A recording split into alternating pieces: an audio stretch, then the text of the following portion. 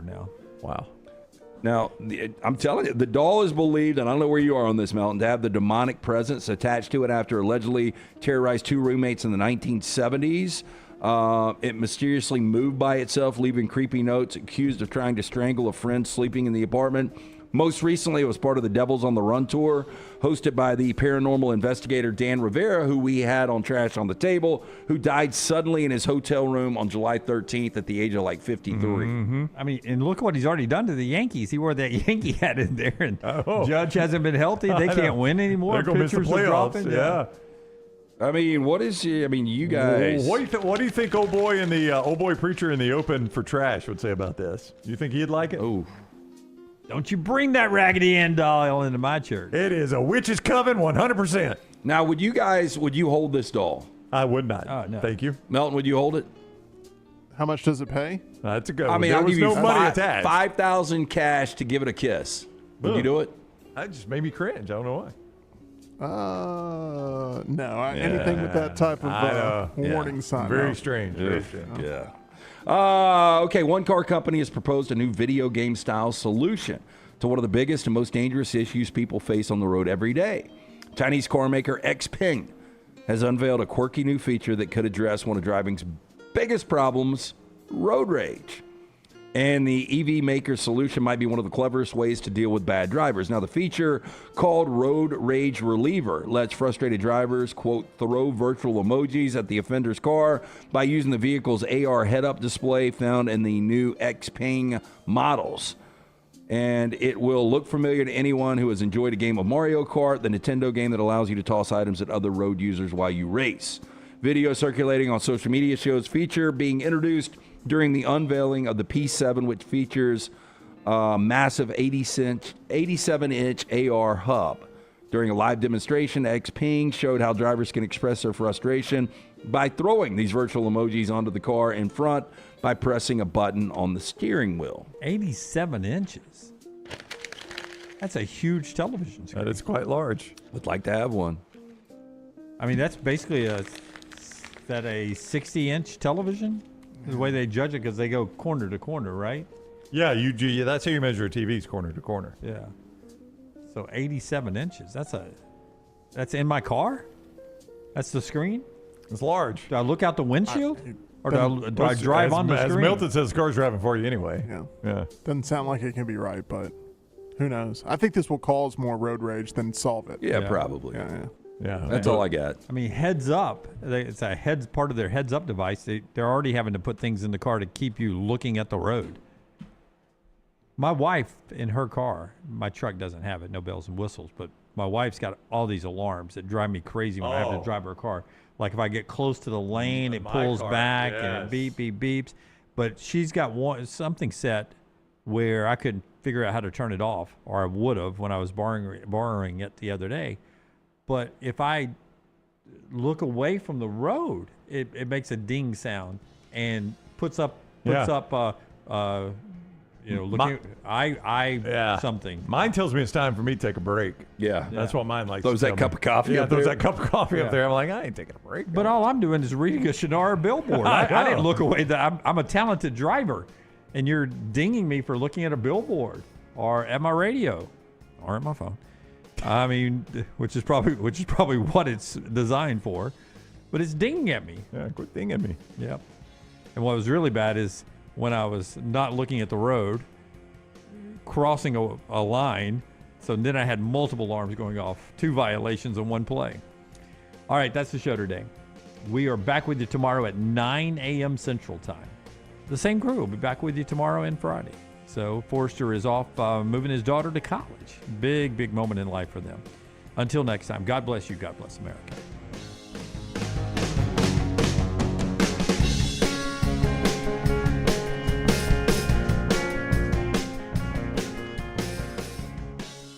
When you crave activity like we do, you belong in the Roback family. Get the best golf wear, hoodies, and activewear for men and women at Roback.com. Use promo code TNR20 to get 20% off your order. That's Roback.com, promo code TNR20. Hey friends, if you're looking to expand your business and inform the Next Round audience about your exciting brand, contact us at sales@nextroundlive.com to be part of the team and advertise your product to hundreds of thousands of potential consumers on our ever-expanding platform. Let the Next Round help take your business to the next level. Get more information by emailing us at sales@nextroundlive.com, and one of our team members will work with you to build a plan to take your business to the next level with the Next Round. The World Wide Web is a large place. Find all your favorite people and content in the same spot. NextRoundLive.com is full of wonderful tidbits about the show you know and love. Find our gear, listen to your favorite personalities, follow our socials, and enjoy your trip to NextRoundLive.com.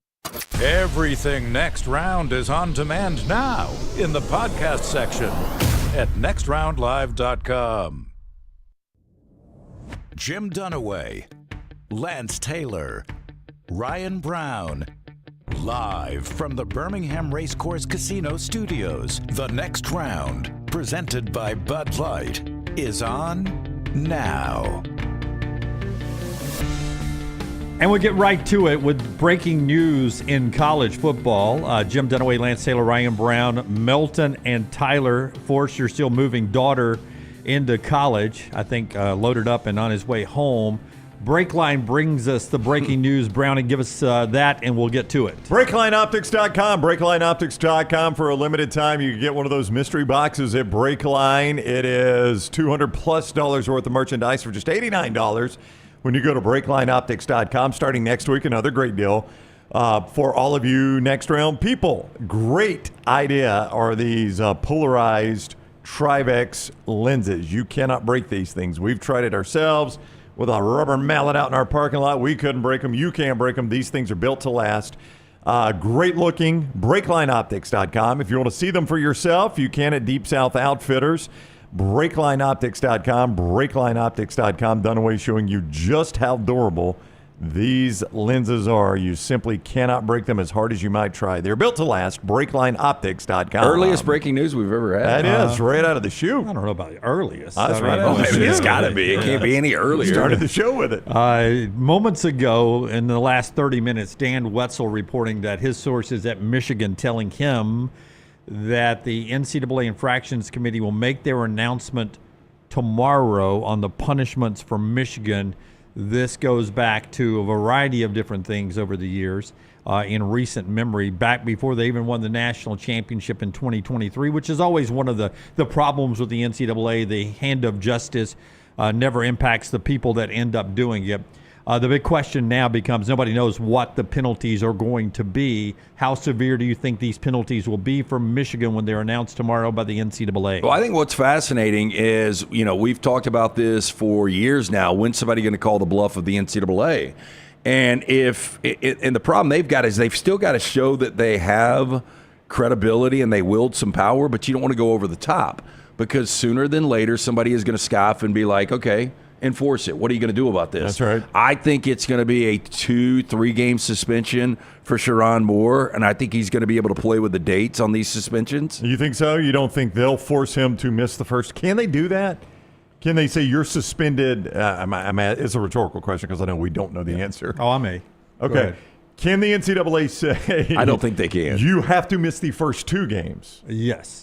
You think they can? Yes. So you think they can specify which games you miss? Oh, yeah. I think they can specify you are suspended until this date. Because or you're suspended for 4 games, right. and they've got to be 4 games in a row. Yeah, because we think, our general thought process here is he didn't want to take those first 2 games because it includes an Oklahoma road game with a potentially true freshman starter. Yeah. Well, and the fact that he played at Oklahoma, right. so Yeah. wants to go back home. The homecoming for Shunnarah Moore. Yeah, those were self-imposed Right, suspensions, right. which you dictate the terms. Those are Exactly. self-imposed. No. I got all that. The NCAA penalty Yeah. would be you missed the first 3 games or 4 games or whatever. You can't coach again until you've served this suspension. If you don't want to make that part of your suspension, you can't coach in those games anyway. That just extends your suspension there. I would tell you this. A lot of people think it will be a hefty financial fine. Well, I was going to ask you guys, do you think they could ever get in the pocket of NIL? limit the number. Yeah, I mean, yeah, I revenue mean, sharing. We've basically got rev share out there. That's all they so- could limit. I don't think they could limit what is still legal as of this show. What your collectives can still do. I don't think there's any way they could limit that. But yeah, as far as the rev share, because that's how they used to hit you way back in the day was, not getting on TV. What did that do to recruiting? Yeah, it hurts you in recruiting. In some situations, there was a time that you did not get to participate in TV money. Now, TV money grew to the point where no school would ever be a part of that anymore.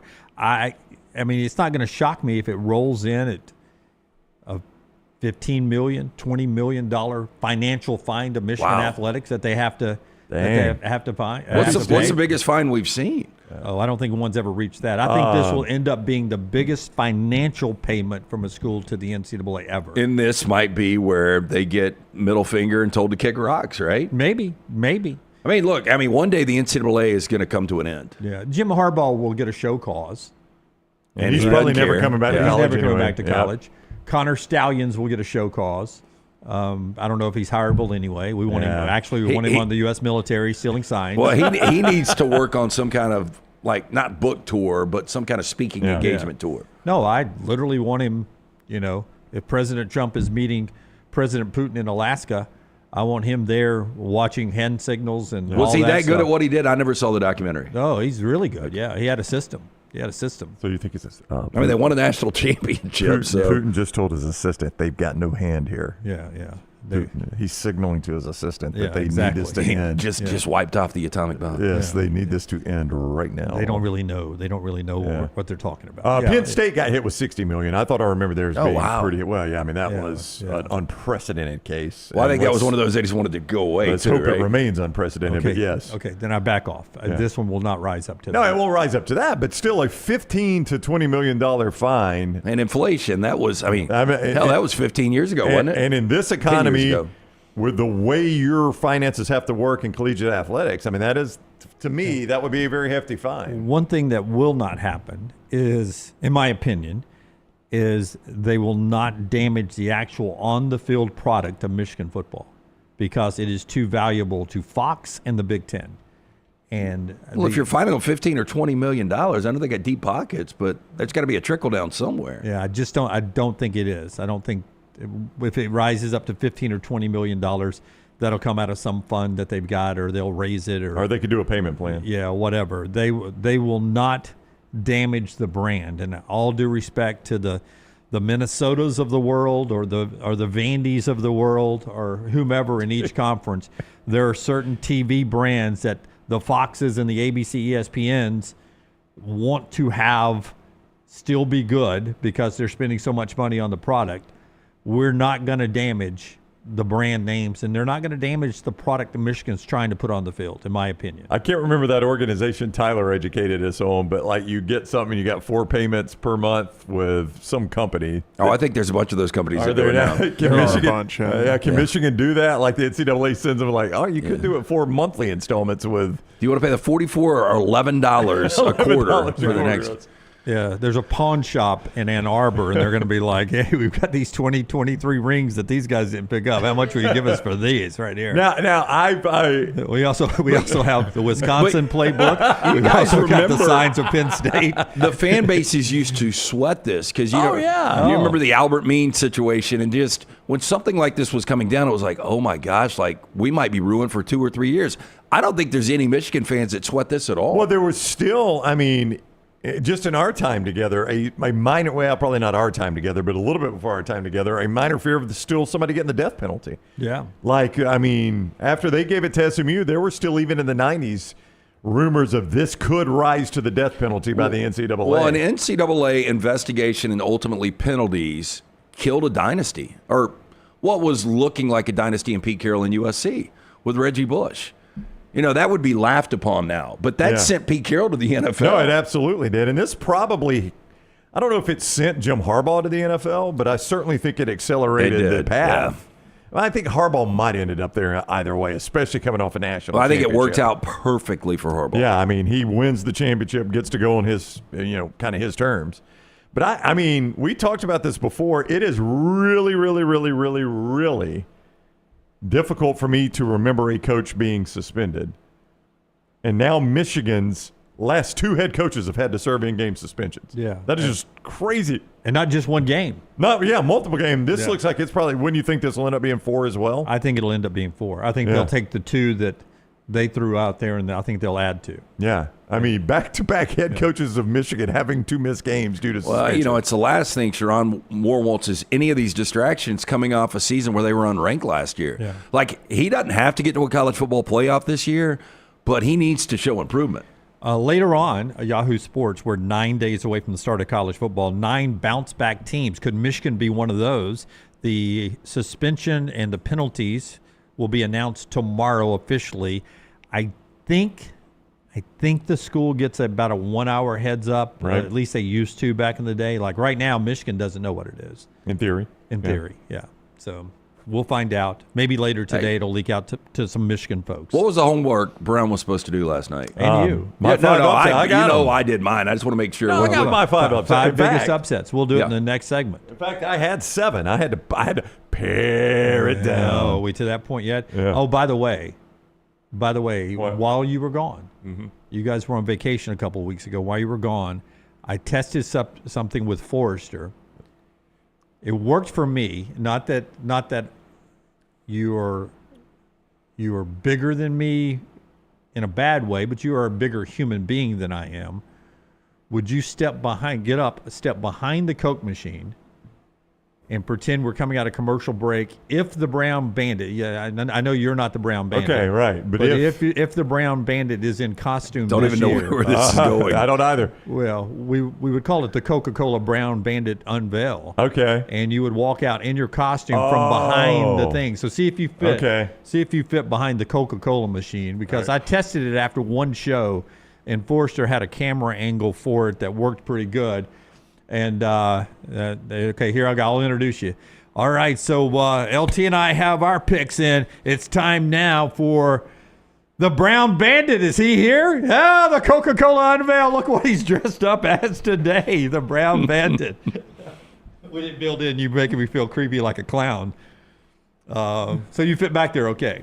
Yeah, plenty of room back there. Okay, that way, maybe a little unveil. I don't know. The Okay. dress I rehearsal don't kind hate of it. takes some of I bet the our friends at Coke will love it. the dress rehearsal kind of takes a little bit of the specialness off of it a little bit. I don't know. I mean, it's like after- watching a magician do his trick. After Taylor Swift on New Heights last night, I figured we'd just be an open book here. Just put it on all out there. How everything pull back works. the curtain. Yeah.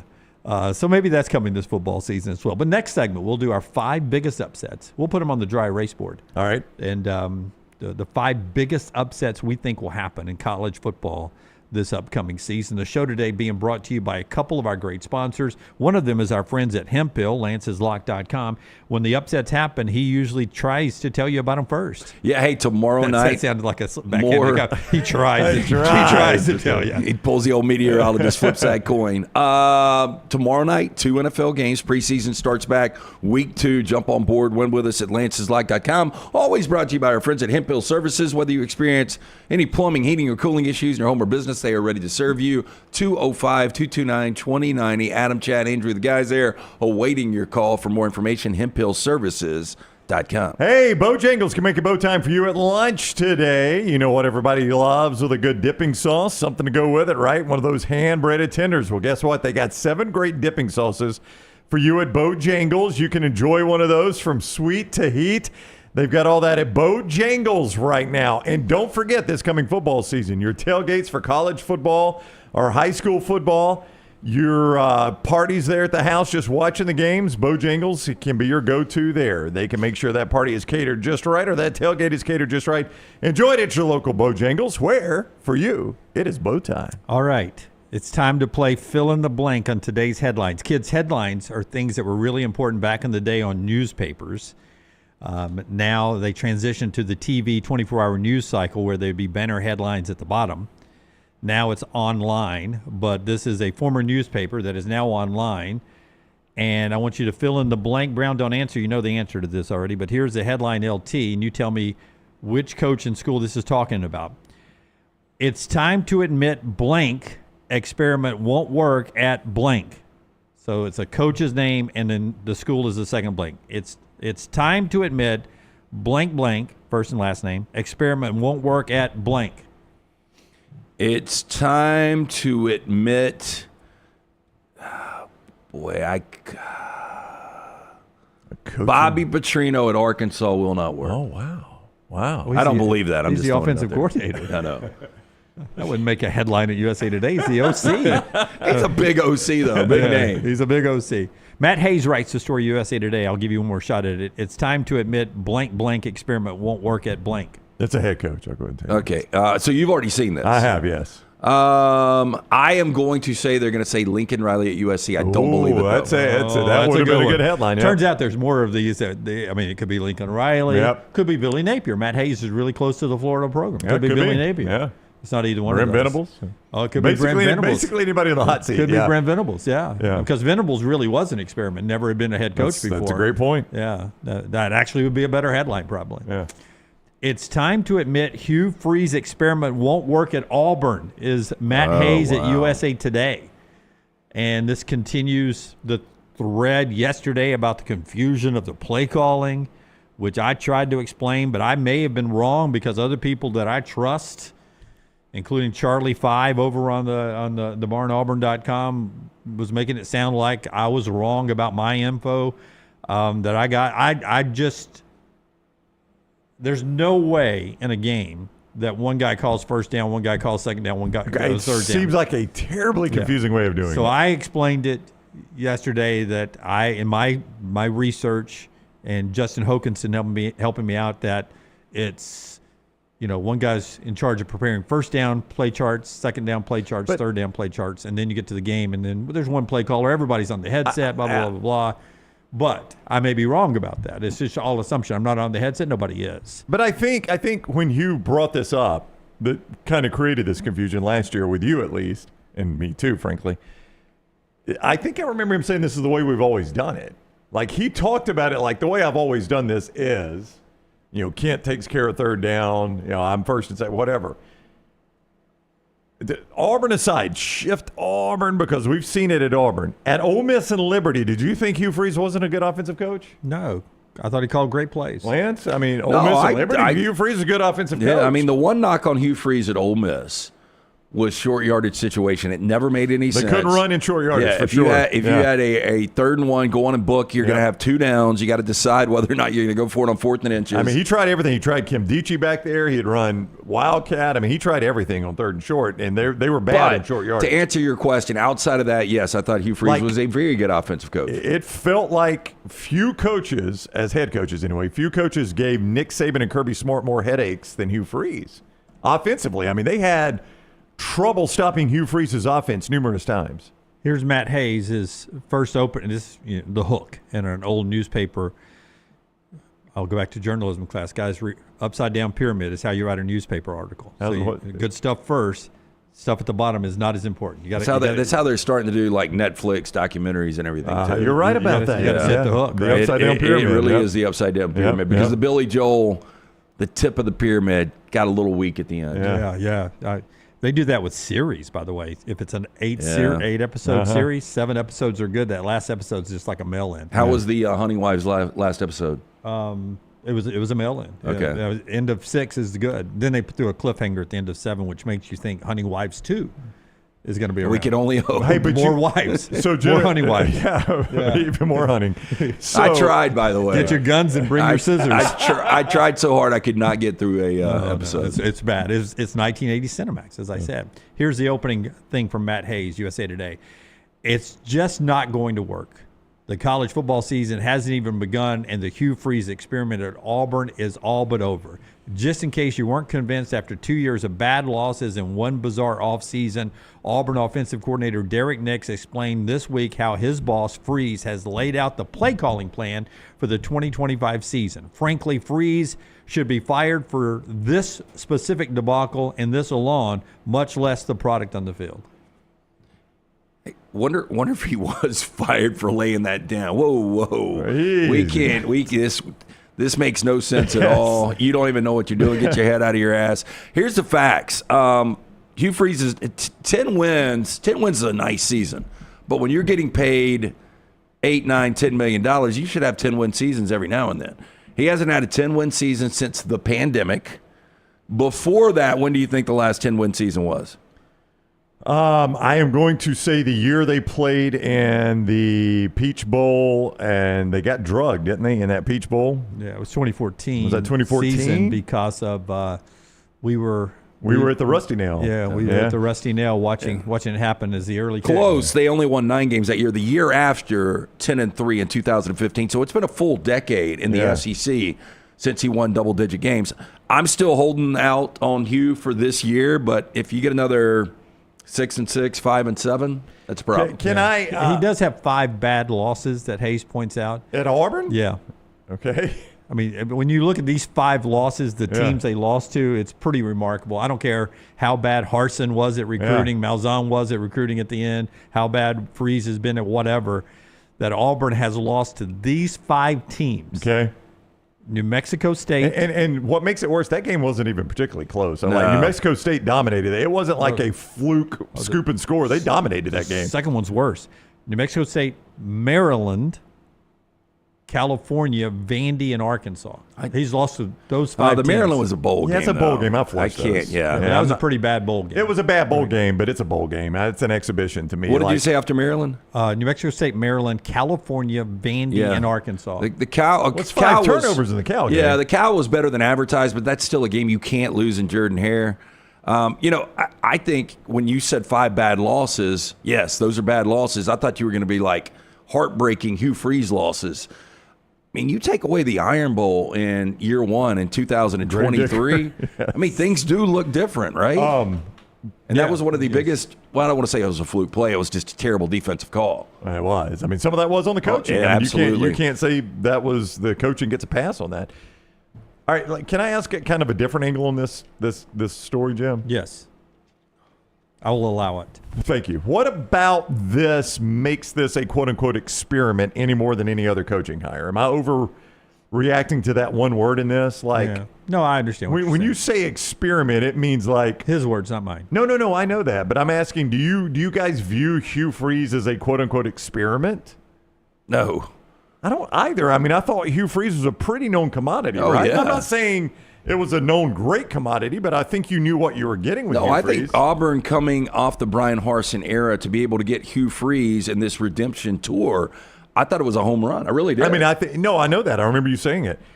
And I think a lot of it, Jim, was based on his record against Nick Saban. I don't think you can deny that, right? The fact that Hugh Freeze had found a way to beat Nick Saban a couple of times. And as I mentioned, even in some of the losses, or at least one loss, that offense was really difficult for Alabama to handle. And I think that had to factor into it. There's no doubt it did. But I really don't view Hugh Freeze as an experiment. Like, much more of an experiment would be, I don't know. Well, Brent Venables was an experiment. He's a coordinator, becomes a head coach at an SEC school. That's an experiment. That's a big job to be your first job. Your coach left you at that point, and so you scrambled around trying to find out who the next big coach was going to be, and you rolled the dice with Venables. No, much more of an experiment to me, and it's on a smaller level. It's certainly not Auburn level. Is Trent Dilfer. That's an experiment. Yeah, well, I had a guy that was that's mad scientist. That's a high school coach coming in. Yeah. To me, that's an experiment. I mean, Brian Kelly to LSU is not an experiment. No, I mean, Brian Kelly's a proven commodity. Brent Venables, he'd never been a head coach, but I've seen the guy be a good. Kirby Smart had never been a head coach, but I don't think people consider that an experiment. No. I mean, so you see what I'm saying? Yeah. Shane Beamer as a special teams coach getting the South Carolina job. That was a bit of an experiment. Gus Malzahn taking a quirky offense from high school, private high school, if I remember correctly, in Arkansas. Springdale, I don't know if that's private or not. I don't know. It's big. From Arkansas high school to be the offensive coordinator at Arkansas, that's an experiment. Yeah. They changed the way they run their offense. Absolutely, that was a great example. I mean, Deion to Colorado. Huge experiment. Deion to Colorado, probably the biggest. Yeah. Chris Kleiman from North Dakota State. Yeah, I mean, so Kansas those are. State. I'm just saying with Hugh, I don't know. I mean, Matt makes it sound like, John Cohen and the Auburn Power Brokers were back in the back mixing these liquids, and Hugh Freeze popped out of a beaker, and they're like, "Oh, there's our guy." I can't figure out why it's been so average. Yeah, your point is, there is nobody surprised at what Hugh Freeze is. The results are surprising, maybe a little bit, but you know what you were getting with Hugh 100%. Freeze. Everything on and off the field. Yeah, Yes. I think for a minute, Auburn and Tennessee, the programs were very comparable, right? And if you would have said 5, 6, 7 years ago, Josh Heupel, Hugh Freeze, Heupel's going to take Tennessee, Freeze is going to take the Auburn job, who's going to have more success? I would have thought Hugh Freeze at Auburn. Over Heupel? Yeah. I always thought Heupel was a really good offensive coordinator. Yeah, I thought the Heupel hire, frankly, I thought it was, and I'm going to be probably proven wrong about this. I guess I already have. He's been to a playoffs. I thought it was a lazy hire. I thought Danny White went from Central Florida, got the Tennessee job. Heupel's program was trending downward at UCF, and I just thought it was a lazy hire. Now, I'm going to be wrong about that, but I probably would have been with you on that. It might have been a lazy hire. It worked out. I liked Heupel as an offensive coordinator. But Hugh Freeze was already proven in this league with what was a less program at Ole Miss than what Auburn historically has been. Matt gives us a roundabout mention of our show as he wraps up the story at USA Today. You can go read the whole thing.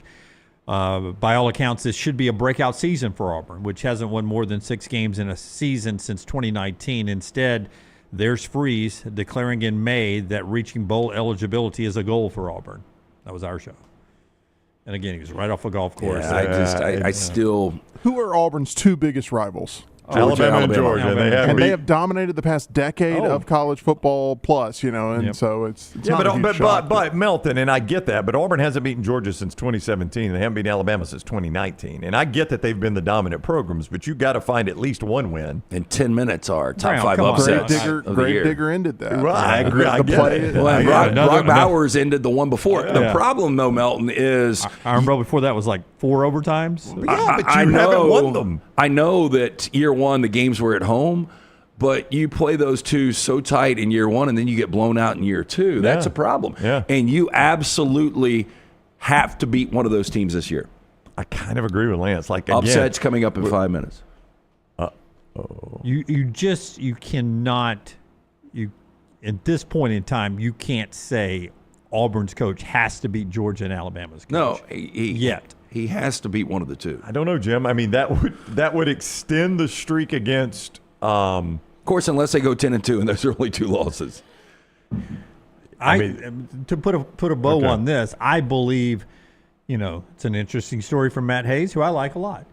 I think he's writing this story, and by the time we get to November, this Auburn, I'm starting to buy stock in Auburn. Okay. The more this goes on, the more I'm buying stock in Auburn. I like what I'm hearing about the offensive line. I like what I'm hearing about the front 7, which was, to me, a little bit of a question mark. You have an obvious first-round draft pick over there, but I was worried about the front 7 at Auburn. I'm hearing some good things about their athleticism, the way they're running around. The receivers speak for themselves. If the O-line's good, everything else is better. Okay, I agree, but we've been doing this show 15 years. We have had some high panic meter shows, right? If they lose that Friday night to Baylor, oh, yeah. I can't even imagine what the show's going to be like on Monday. Yeah. In fact, we shouldn't even wait. We should jump on the Friday live show night. Friday night. Yeah, maybe we will. Yeah, brought to you by our friends at MyBookie.ag or whoever wants to do it. Whoever else wants to do it. I don't know. I lean Auburn a little bit. I don't feel good about it at all. Well, I just think you're going to be like, why? You're going to have a bunch of Auburn fans. We kind of discussed this yesterday. Like, why did I get optimistic? Why did I let myself get optimistic? Yeah, because if they're 2-4 hosting Missouri, it's already done. I don't think he can recover from 2-4. That'd be tough. No, I would tend to agree with you. Our upsets coming up on the other side. Before Brown tells us about Central State Bank, I want to tell you about Storm Restoration Roofing. Both of these companies you're about to hear about are locally owned, and that really makes a difference. At Storm Restoration Roofing, Greg and his wife, family-owned, locally owned for over 2 decades now. Greg from Pell City, his cell number on your screen, 205-542-3531. Our friends at Storm Restoration Roofing can help you with storm damage, roofing replacement as it ages out. He's even got a builder's license, so he can help with restoration or repairs. And you can get a free estimate, absolutely free, no obligation. Greg will get on your roof and check out everything on that roof right there. All you have to do is go to the website, stormrestorationroofing.com, or call the cell number, 205-542-3531, or look him up on Facebook.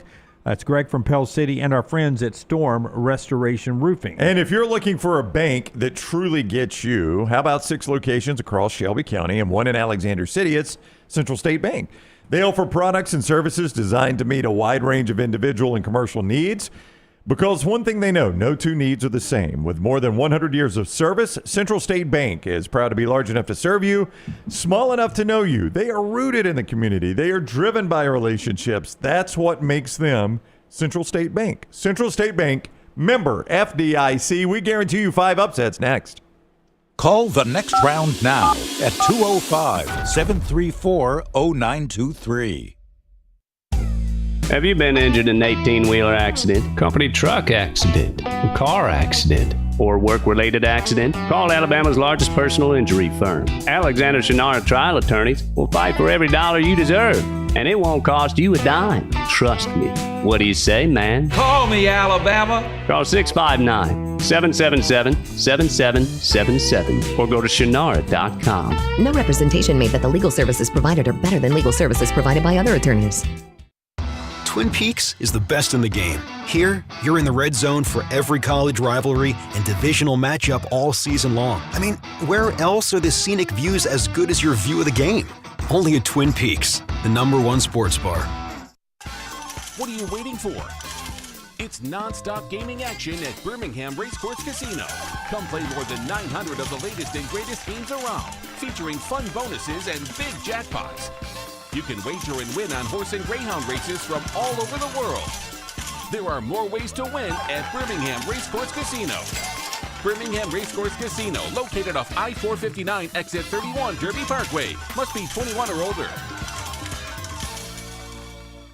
Follow Next Round Live on Twitter, Instagram, Facebook, and YouTube. The social media team at Next Round Live is dedicated to giving you daily news conferences and practice video from UAB, Alabama, Auburn, and around college football. Follow and compare to the sites you used to visit. You'll also get the latest highlights and news from the Next Round Daily Show. Turn on the notifications so you don't miss a thing. Follow Next Round Live on Twitter, Instagram, Facebook, and YouTube. See more at nextroundlive.com. Hey, let me tell you about our friends at Urology Centers of Alabama. Compassionate and comprehensive urological care with 35 physicians, 17 locations across Alabama. Their patient-centered approach to all of your urological needs. Remember, they've got that new men's health center. It is beautiful, helping men with a wide range of sensitive male issues in a comfortable environment. You can always go online, visit urologycentersalabama.com, schedule an appointment with one of their many urologists today. Looking to expand your business? Let the Next Round help you. Contact us, sales@nextroundlive.com, and be part of the team. Advertise your product to hundreds of thousands of potential customers on our ever-expanding platforms. The Next Round can take your business to the next level. Join our existing partners in the fastest-growing media space, both live and on demand, while reaching the most desirable audience for your business. Get more information by emailing sales@nextroundlive.com, and one of our team members will work with you to build a plan to take your business to the next level using the Next Round. Remember the name Way to Wellness if you're battling weight loss in your life. I'm Jim Dunaway from the Next Round. There was a time I was over 216 pounds until Way to Wellness helped me lose 45 pounds, and now for over 2 years, they've helped me keep that weight off. Here's their website, aplanforme.com, aplanforme.com. That's a great name for a website because there's no cookie cutter plan. Everything is designed specifically for you. No contract, no sign-up fees, and your first consultation is free at Way to Wellness. Take TNR on the go with a podcast built for your satisfaction. Miss Hour 1? Find it in podcast form. Miss Hour 2? Stream it now. Miss Hour 3? Download it for later. Miss Hour 4? Well, just know it's never coming back. Listen to TNR wherever you find podcasts. It's bow time. Tired of choosing between sweet and savory? Why not have both? Introducing Bojangles' new chicken and bowberry waffles. The bold Cajun chicken filet you love, now drizzled with a bowberry honey glaze and sandwiched between 2 warm waffles. Which means your favorite meal of the day just met your new favorite dish. And lucky for you, it's served all day. But it's only here for a limited time, so try chicken and bowberry waffles at Bojangles today. It's bow time.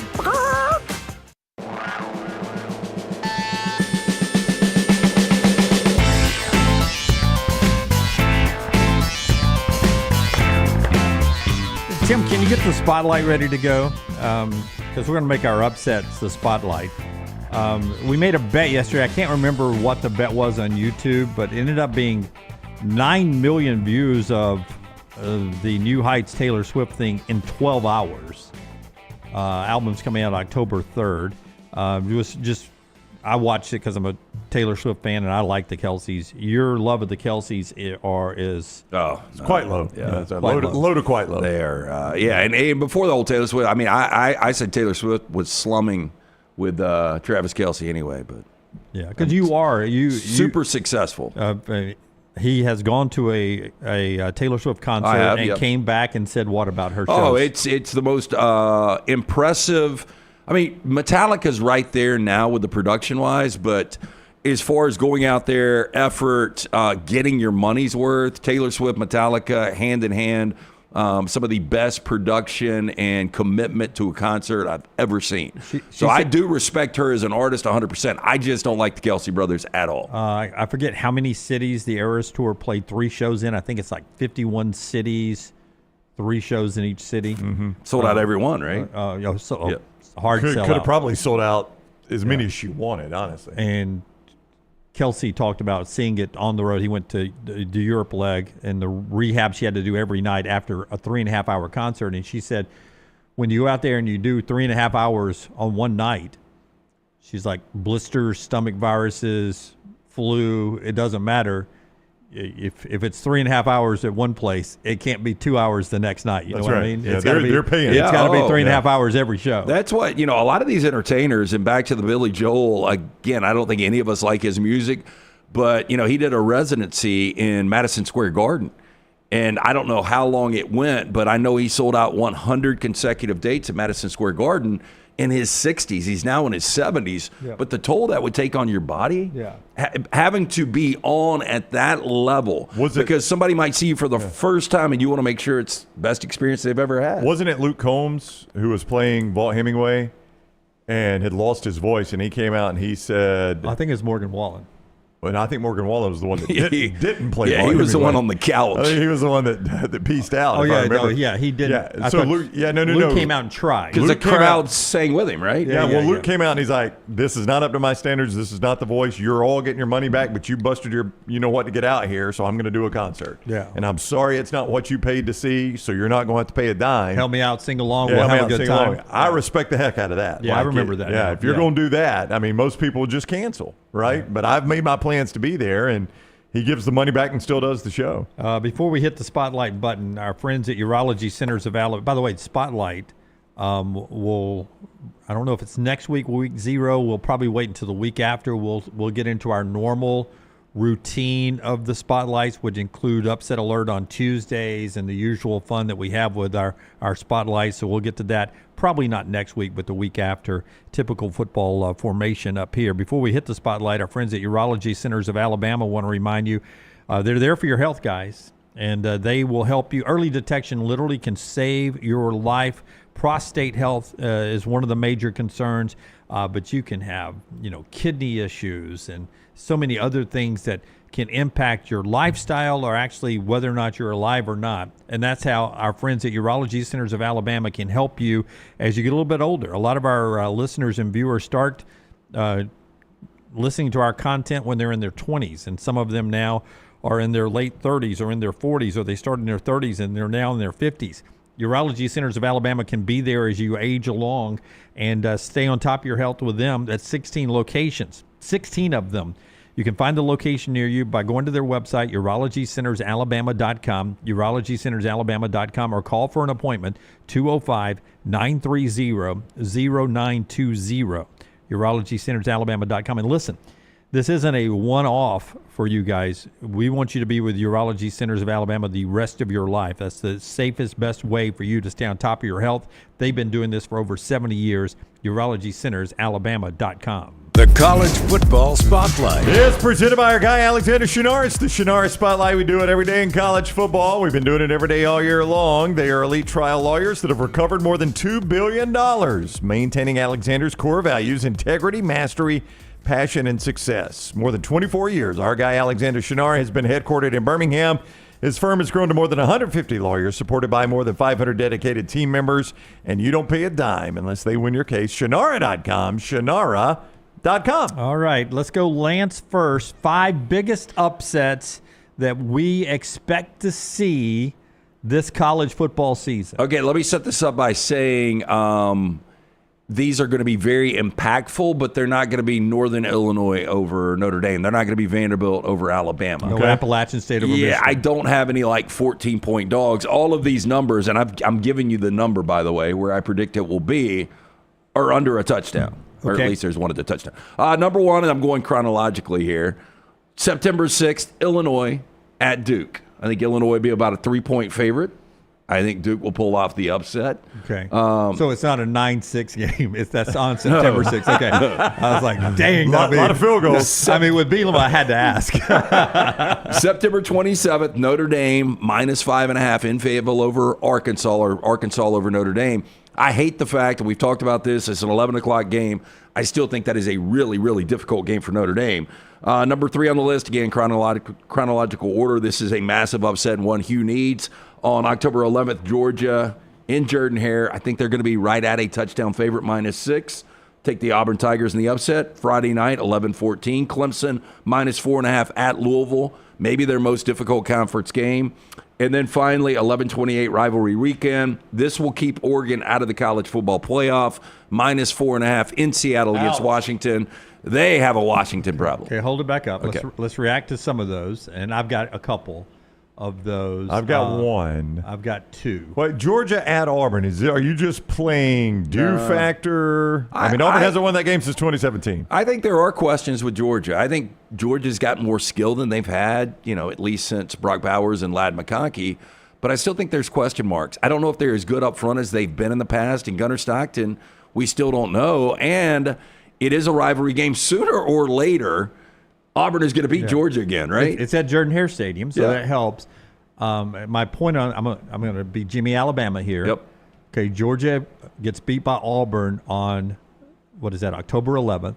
That's after Alabama's gone to Athens. We'll be down there, by the way. You feel like Alabama? We will be there. Yep. Yeah, on Friday before, right? Right. Which is the 10th. Georgia, you think Georgia has lost to Alabama at this point? That Alabama has beaten Georgia? Yeah. Okay. So this would be Georgia's, at least their second loss. Probably their second loss. With and Texas then, still to play. Yeah, then 0 margin of error. But, we've noticed this. I mean, Texas seems to have a Georgia problem. Yeah. And then Jimmy Alabama, second part. If Auburn can beat Georgia, where are you on the Iron Bowl at that point?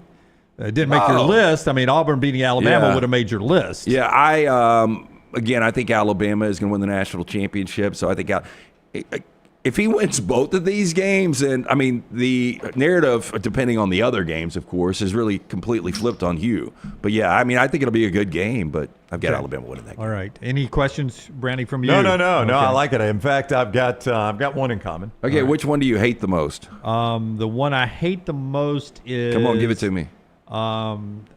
I don't think you hate any of them. I hate Illinois at Duke. I don't hate any of them. I can see Illinois losing at Duke.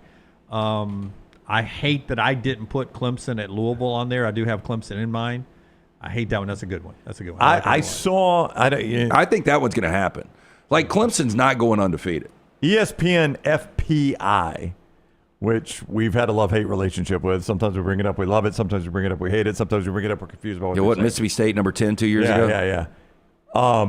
Based on their metrics, on the FPI metrics, they said with both polls, with the combined rankings of both polls, the most overrated team based on their metrics in all of college football, the Illinois Illini. Yeah. Just based on their metrics now. And metrics, can be wrong. You know what's crazy is I think I like Bielema more than you guys. Probably. I think they're going to go 8-4 this year. And for Illinois, that's a really good year. But the problem is coming off 10 wins and they're ranked 12th and everybody thinks they're going to be this year's Indiana, it's going to fall short. But when you've got games at Duke, at Indiana, against USC, against Ohio State, at Washington, at Wisconsin, it's a difficult schedule. I think they're 8-4. Expectations they can kill you, whether it's in sports or first dates, everything in between. Expectations can kill you, man. If you're expecting most people have big expectations for and this, I guess, doesn't pertain to any of us, and it doesn't pertain to Melton. I guess it pertains more to Tyler back there.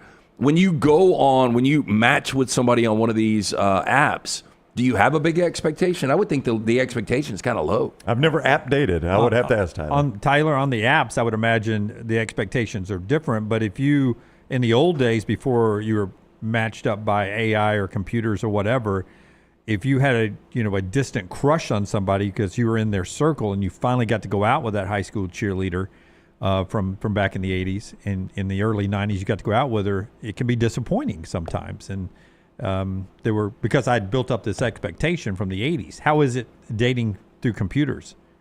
You really just hope the profile is real. Yeah. There's too many guys showing up to the front door with like flowers and chocolates, and it's like, oh, come on inside, and then they get hit with a baseball bat. Okay, like, Tyler, the analogy, it's almost like fast food, right? Like you look at one picture, it's not what you're going to get, and the expectation, fast food, you're like, I just want it to be decent. I think the first date on these apps. Yeah, and sometimes you'd leave that first date going, was that really meat? Brownie, you're up. Oh, it's my turn. Thank you, Jim. All right, so I did mine in order of magnitude. I start with the one that will affect college football the least and build up to the one that affects it the most. I did mine in no order. He went chronological. You went in importance. He did. Now, and I am going to say, at least on my first one, Lance is probably going to say, I'm not even sure that's an upset point spread-wise. It's going to be an upset ranking-wise. I still think a small upset point spread, but we're going to start. How many disclaimers do you have Week here? 2, Jim. The show still has 2 hours and 15 minutes left. Arizona State at Mississippi State. That's an upset. It's an upset. I mean, that's going to be a top 10 team, Arizona, or top 15 11. team, top 11 team. Yeah. Big win for Jeff Lebby. Yeah, if Mississippi State doesn't win that game, go on and burn your season tickets. We've talked about the season tickets this year in Starkville. Great home slate, but if you lose out of the gate to Arizona State, and you're going to be a small underdog in that. We got some trap games in here. This is one of them. LSU is at Vandy. I looked at this. I just think Vandy's going to be so bad. You do, too. I think they're going to fall off. I know. Listen, we tie ourselves in knots all off season. I started. It was just yesterday. I know. No, and it's been multiple times. And I started looking at some of these, and I'm like, I think we did a segment earlier this year where I actually said LSU's going to win all these games. But we cover our bases here on the show. LSU at Vandy. If you like trap games, you do. Hey, I'll tell you this though: if that happens, I don't care if they fall to 6-6. If they were 6-6 with a win over LSU, going back to beating Alabama, say what you want about the back-to-back 9-win seasons with James Franklin. I think that would be the greatest back-to-back seasons I've seen Vanderbilt have. They beat Auburn on the road last year. Yeah, because of the meaningful wins. Yeah. The trap game nature of this, after a bye week when they could be 5-0, who knows? They're hosting South Carolina at Vandy, hosting Texas A&M. So there's a little trap game to that. Yeah. Clemson, Louisville, Friday night ACC game just screams upset, but we almost all three had it. So no, we don't. I said regretting. almost. I mean, I'm like the Jonas Brothers. I got so many regrets over here.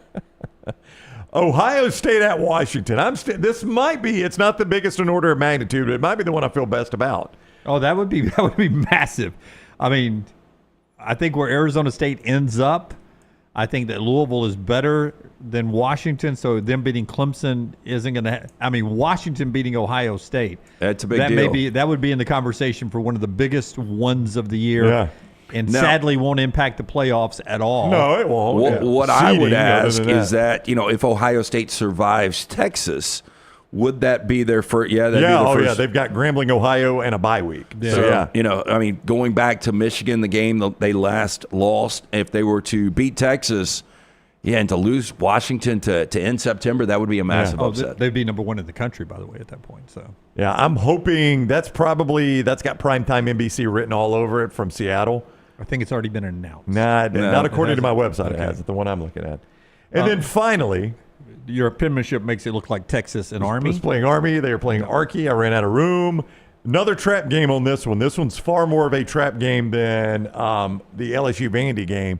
Final 3 games of the season for Texas after their bye week. At Georgia, host Arkansas, host Texas A&M. First time Texas A&M has come to Darrell K. Royal Stadium in a very long time, just with that rivalry just being renewed last year. There's going to be a lot of talk about that. You've gone to Georgia the week before.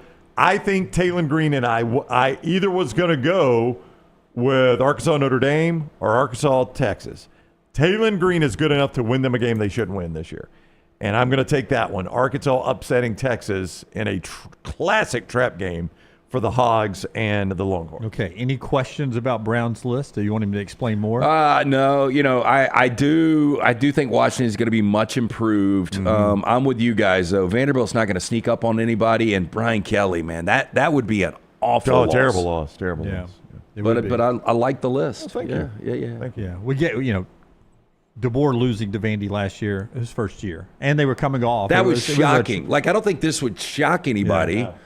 Would kind of shock me, but Alabama was number one in that game, coming off of a beatdown of Georgia. To see what they did to Georgia and then turn around and watch what happened to Vandy. You just sit there and watch it. You're just like, well, surely they're about to win this game. Give me real quick. Surely they're about to win this game. And then all of a sudden they were out of time. I was like, dadgummit. Let's go point spreads here. You've already done Louisville. What's LSU at Vandy? LSU at Vanderbilt, LSU 10. Ohio State at Washington? Ohio State. If they're unbeaten. Yeah, 11 or 12. And then Texas at Arkansas. Texas hosting Arkansas. It's in Daryl K. Oh, Texas 14, 17. Yeah. I got some big upsets. 17 and a half. Yeah, you do.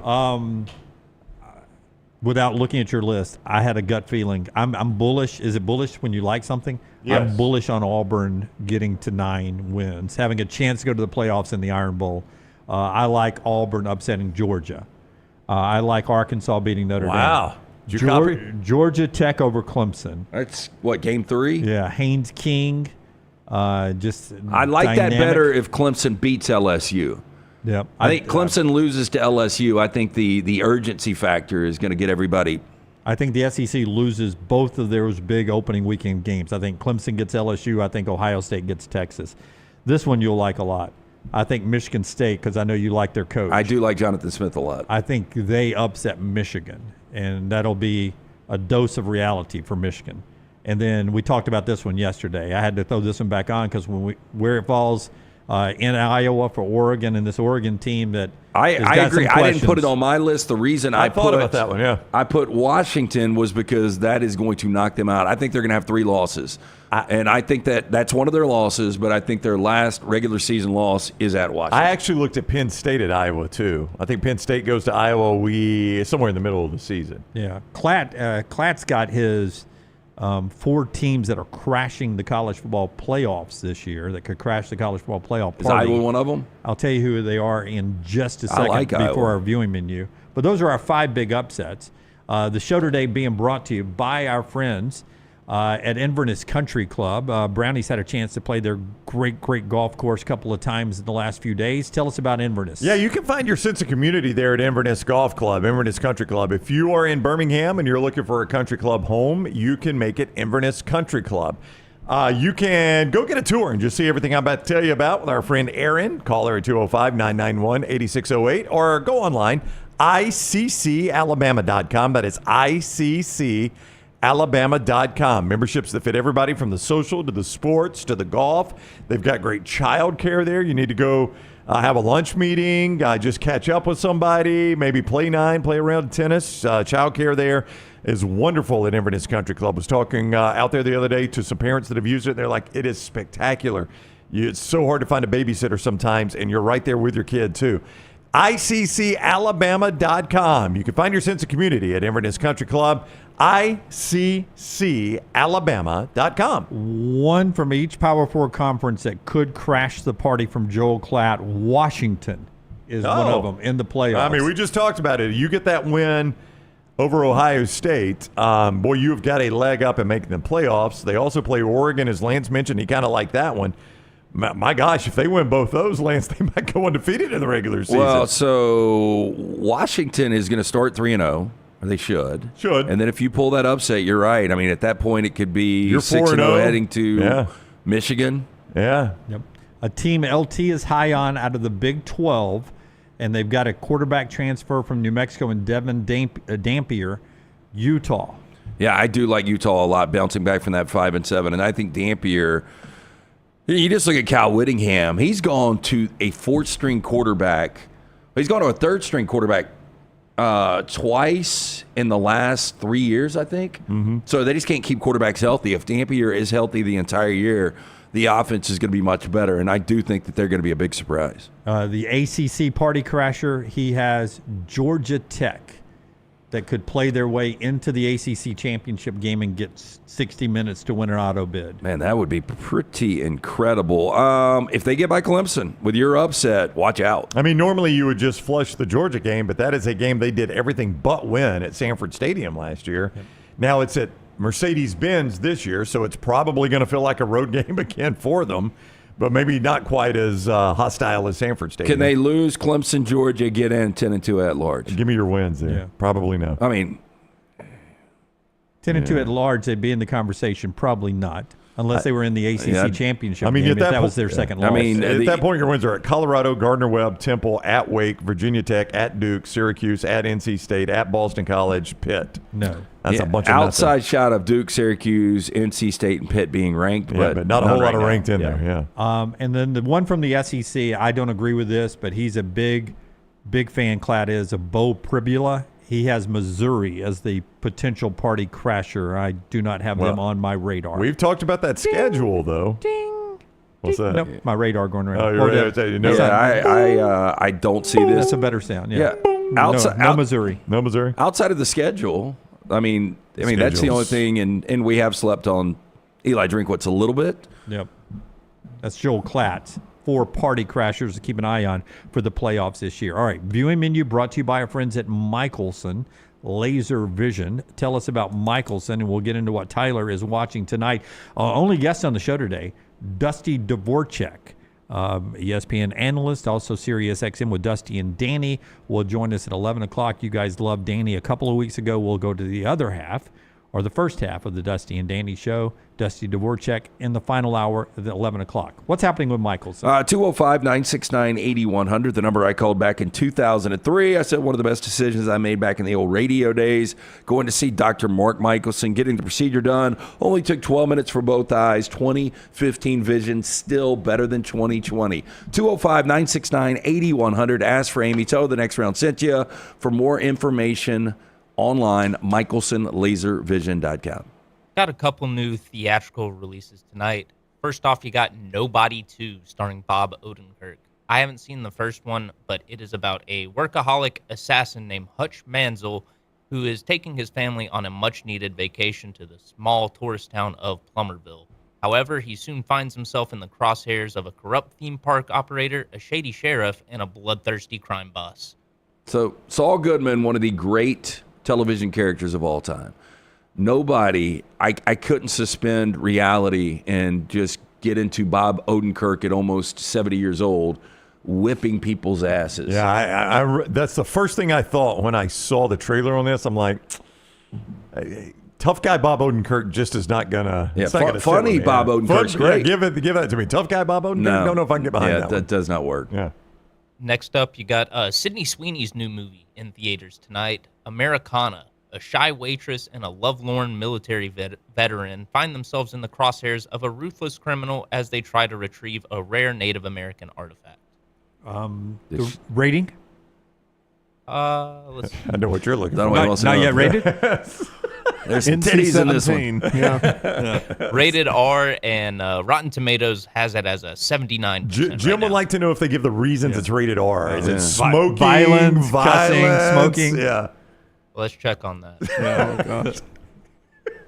Does she wear the American Eagle jeans in Americana? Those are controversial. My jeans are blue. Rated R for violence, language throughout, and some sexual references. So there you go. references, Jim. Just references. That's not what you're looking for, Jim. We just sexually referenced. Yeah, we're rated PG-13. No, thank you. Jim's like, 1 ticket for the back row, please. If you want to go unnoticed, front row.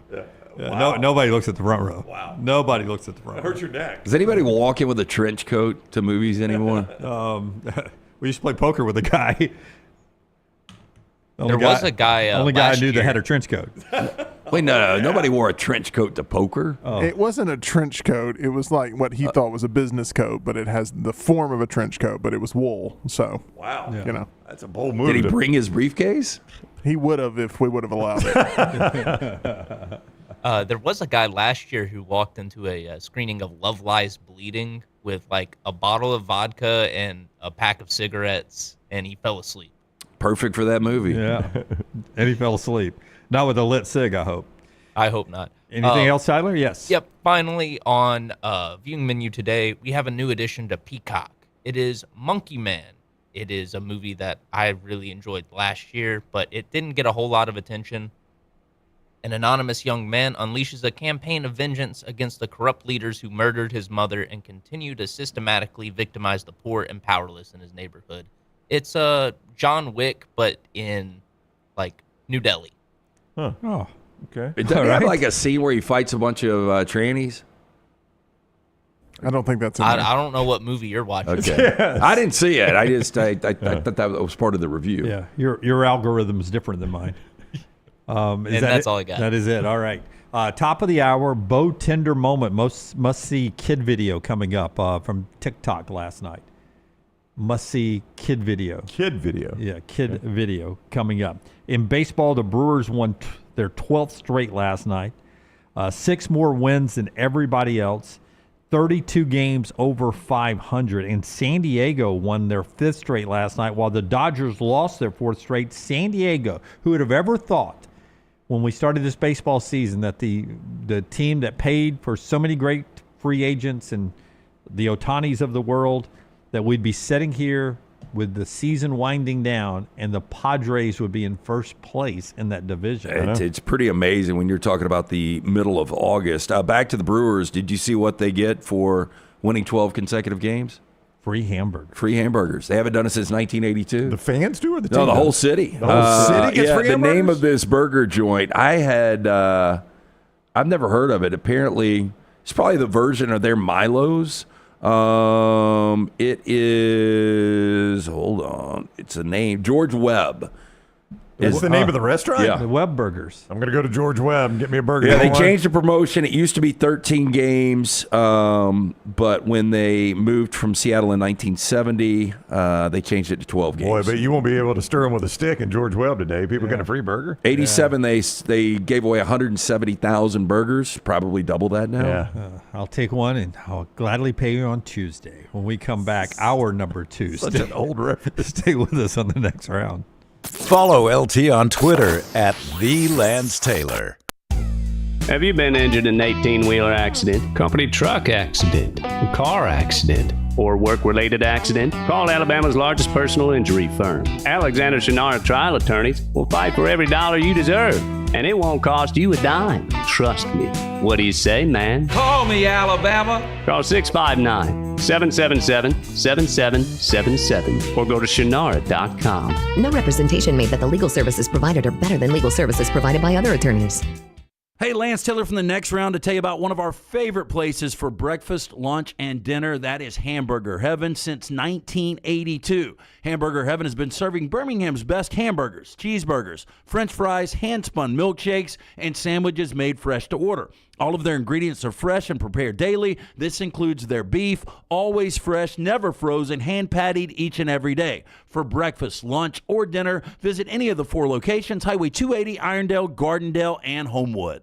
Just because you've quit going to the gym, it doesn't mean that you have to quit gym altogether. Dunaway, that is. With our Next Round podcasts open 24/7, 365, you can access gym anytime you'd like. While you may have done away with your treadmill routine, our version of Dunaway is standing by ready to get you back to your absolute best. Find all that lovely Jimmy D-led content on Spotify, Apple Podcasts, Google Podcasts, and in the podcast section of nextroundlive.com. This message is sponsored by Jimmy Crypto Inc. and Jimmy Crypto for President. It is the first college tailgate party of the season. Boiling and Bragging. Saturday, August 16th, 6 to 8:30 p.m. in Mountain Brooks Crestline Village, near O'Neill Library. Come enjoy great food, kids games, live music, and support your favorite team at Boiling and Bragging. This annual event benefits the Critical Care Transport Team at Children's of Alabama. Saturday, August 16th, 6 to 8:30 p.m. in Mountain Brooks Crestline Village. For more information, visit boilinginbragging.org. That's the letter N, boilinginbragging.org. Hey, there's nothing worse than waking up to a plumbing problem. Don't get caught in a flooded house. Call the guys at Hemp Hill Services. Adam, Chad, and the team at Hemp Hill are the only ones I trust to fix it and fix it right the first time. Hemp Hill Services does it right and always at a fair price. For all of your plumbing, cooling, and heating needs, trust the name that Birmingham has trusted since 1954. That is Hemp Hill Services. Call now, 205-229-2090. That's 205-229-2090. When you crave activity like we do, you belong in the Roback family. Get the best golf wear, hoodies, and activewear for men and women at Roback.com. Use promo code TNR20 to get 20% off your order. That's Roback.com, promo code TNR20. The World Wide Web is a large place. Find all your favorite people and content in the same spot. NextRoundLive.com is full of wonderful tidbits about the show you know and love. Find our gear, listen to your favorite personalities, follow our socials, and enjoy your trip to NextRoundLive.com. Hey, for all of your IT and printing needs, reach out to our friends at Xerox Business Solutions. Look, I'm still one of those old school guys. I print my notes every single day for the show. If you watch the show here on the Next Round, you see all the notes in front of me. From day one, Xerox Business Solutions, they've been with us here at the Next Round. Local for over 45 years. For all of your IT and printing needs, visit XeroxBusinessSolutions.com or call 205-969-3000. That's 205-969-3000. It's bow time. Tired of choosing between sweet and savory? Why not have both? Introducing Bojangles' new chicken and bowberry waffles. The bold Cajun chicken filet you love, now drizzled with a bowberry honey glaze and sandwiched between two warm waffles. Which means your favorite meal of the day just met your new favorite dish. And lucky for you, it's served all day. But it's only here for a limited time, so try chicken and bowberry waffles at Bojangles today. It's bow time. Jim Dunaway, Lance Taylor, Ryan Brown.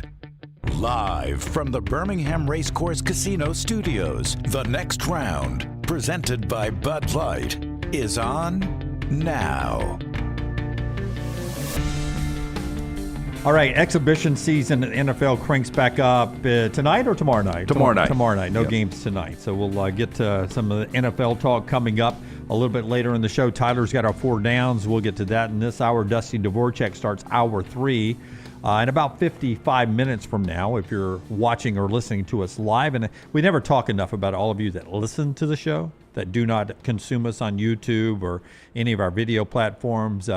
The base of this show built on the audio version because you guys have followed us for so many years on our radio platform. So thank all of you who consume us audio only.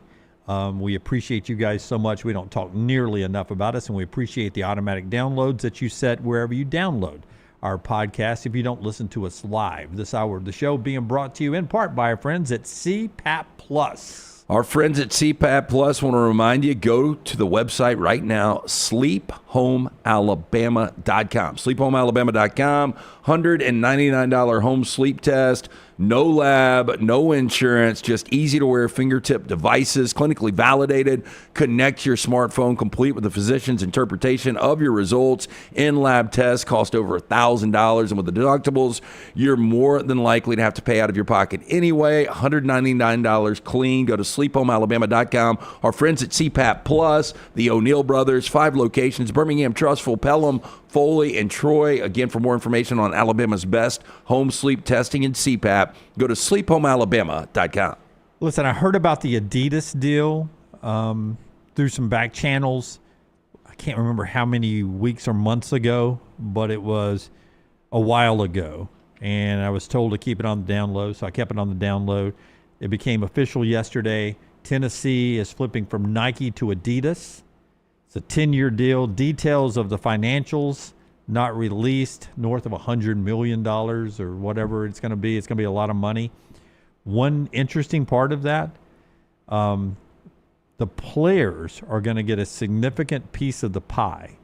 So whatever Adidas is paying Tennessee, a lot of that money is going to go to the players through NIL. So you'll see a lot of Tennessee Adidas ads and some NIL work with Adidas. So this is going to help NIL at Tennessee. Well, that's come a long way because I remember really the first entry into NIL was when players were able to get money for their name being sold on a jersey. Remember that? That's right, yes. When schools were able to start putting the actual name on the jersey they sold to the public. And then we got the amount that players got for each jersey sold, and we were like, oh, they're not going to make anything off of that. Yeah. So it is interesting to see it kind of come full circle there that now the apparel companies are just going to go ahead and give the money to the players. Like, we're not going to wait for your jersey to get sold. We're just going to go ahead and cut you in on the deal now. Now, we've heard this before. And by the way, Tennessee was Adidas when we were doing a show. Oh, that's right. Yeah. This is back to their tradition. Adidas to Nike, back to Adidas. Yeah. Remind me, I guess it was Butch Jones. Last year they were Adidas 2014. Was that Butch? I think so. I think so, yeah. I think it was Butch's first year, maybe. Yeah.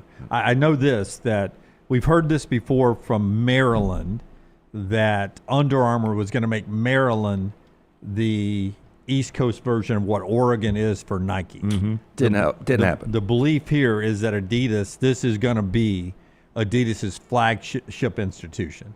That this is really? Tennessee and Adidas. This is going to be their flag. Now, Adidas is big in basketball. They used to be, I don't know if they still are, Louisville, Kansas, right? Remember the big scandal? Well, in football for a while, it was Nebraska, it was UCLA. Yeah. I mean, those were some of the Adidas brands. I mean, this is a big partnership for Tennessee. I just hope they're not going to, when you hear that. That's what I was about to say. Yeah, because Maryland messed with the uniforms. That's I right. just hope Adidas in Tennessee don't decide to do that. Danny White, right, the AD? Yeah. We have total control over style and all of that of our uniform. I mean, Tennessee has already messed with it a little more than I'm comfortable with the smoky grays and all black. The Halloween black. Halloween. Yeah. I mean, Tennessee's got a classic uniform I'd like to see them stick with. I'm not a Tennessee fan, so. But you they know, don't these care what I 18-year-olds think. will be like, let's Oh, I know. let's They get busy fired it up. They get fired up about the smoky grays and stuff like that. So, But maybe they'll be- this isn't a Adidas decision, though. Danny Yeah. White, they kept control of what the uniforms will look like for all sports. Yeah. So they'll make the call on that. They may, like you said, they're already jacking it up. They may want to continue to jack it up. Maybe so. It's their call, though, which I thought was important because I thought the same thing, LT, when you said, okay, you're going to be, if you're following Maryland and Oregon, Maryland jacked it up too much with that flag helmet. Doesn't do it for me. Yeah. And Busy.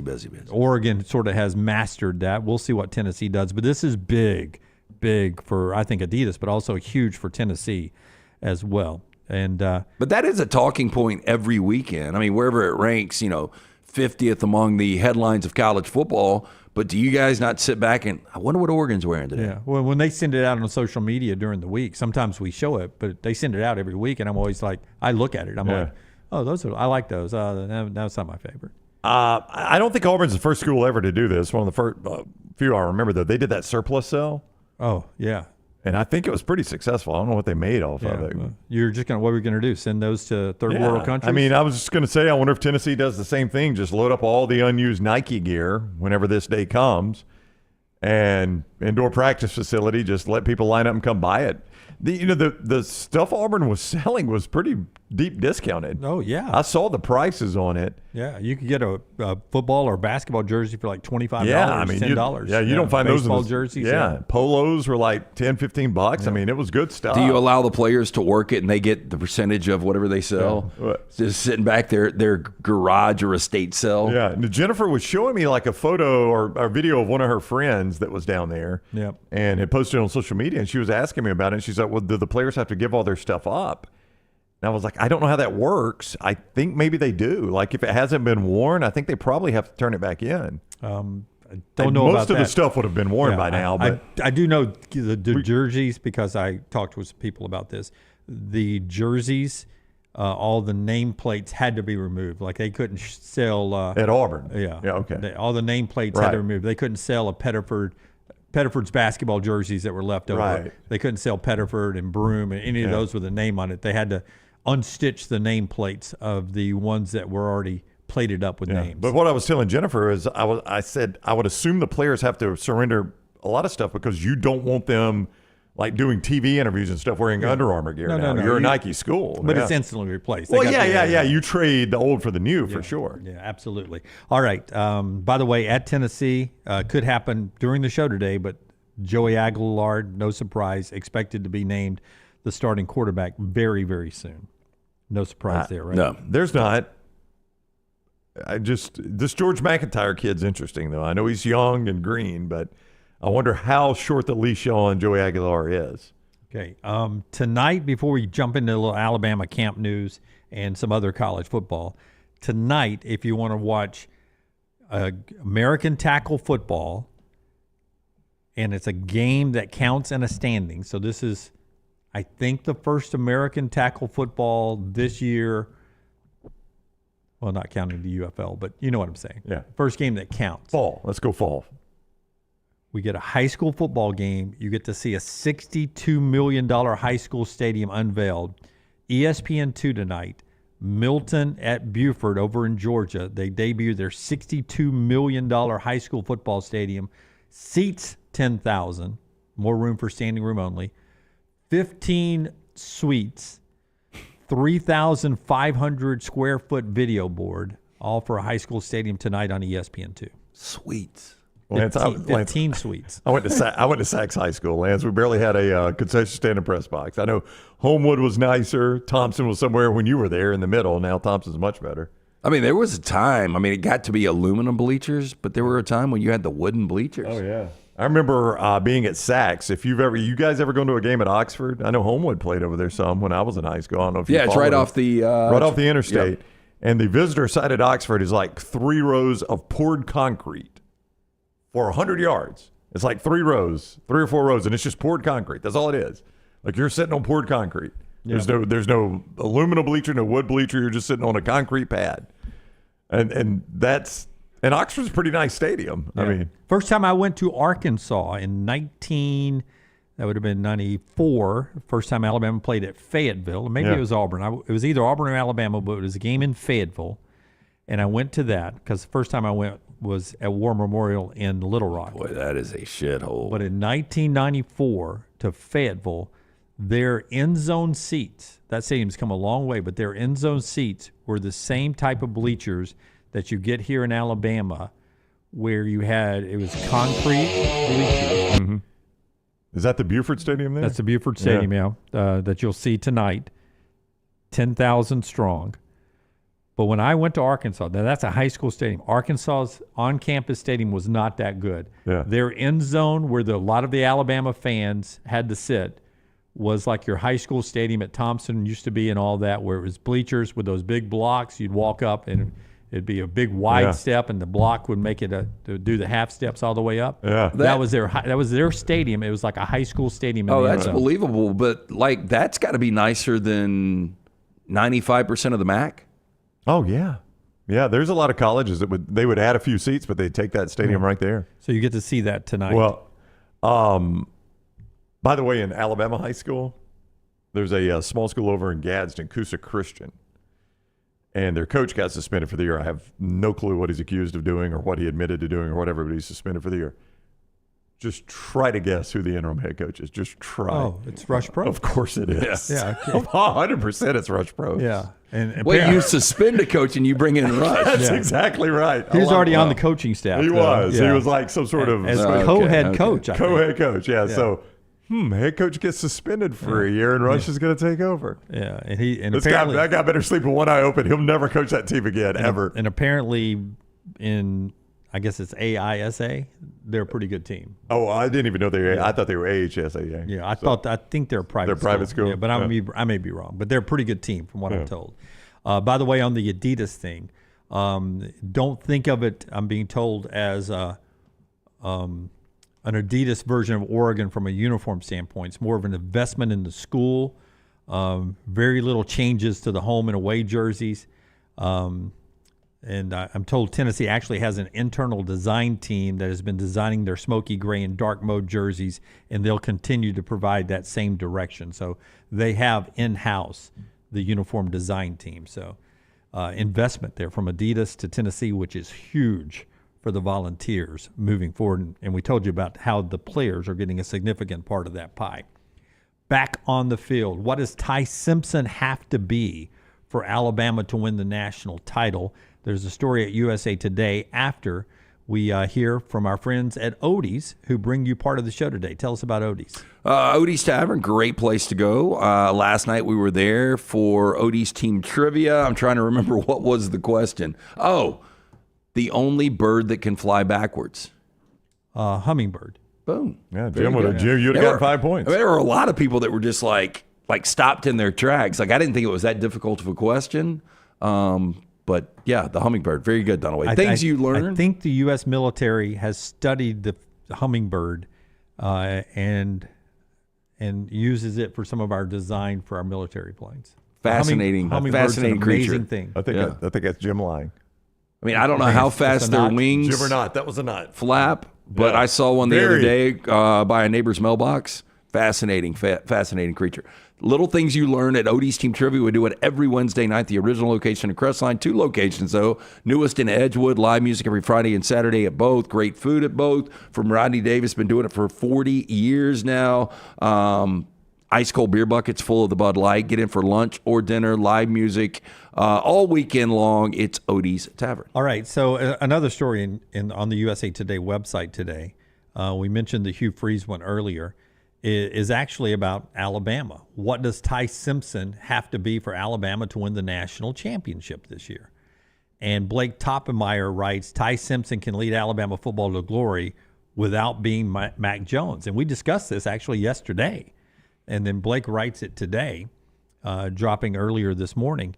He doesn't have to be Mac Jones. So my question to you, if he doesn't have to be Mac Jones, who does Ty Simpson have to resemble for Alabama to be national champions this year? I won't even go former Alabama quarterback. I'll go to the quarterback that just won a national championship in Will Howard. And Will Howard transferring from Kansas State. Good one. You know, Will was a little shaky early on. He ended up throwing for right at 4,000 yards. He turned it over 10 times as far as interceptions.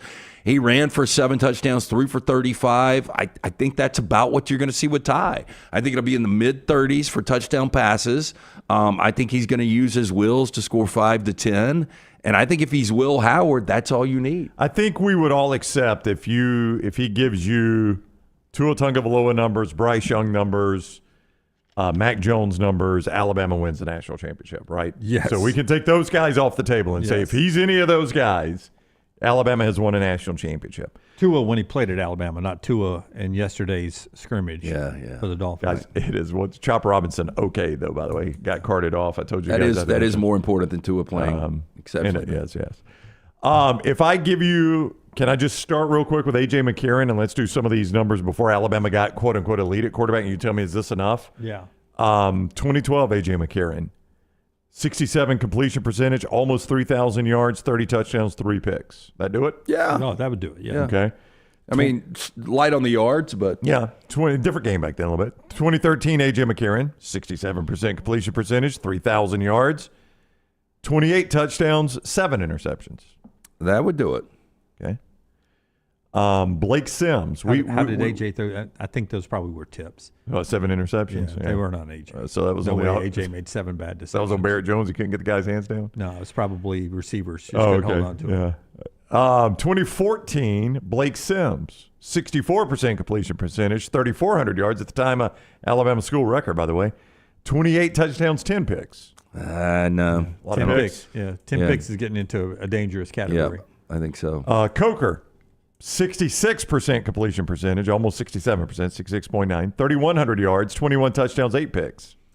You know, those numbers Do I have Derrick Henry? Yeah, if you did, you'd be not okay. going to be good enough. But back to my comparison on Will Howard, that's kind of how Coker played. Like Coker, once he got into November and December, he was lights out. Yeah. Back to the Royal Payne question earlier this week.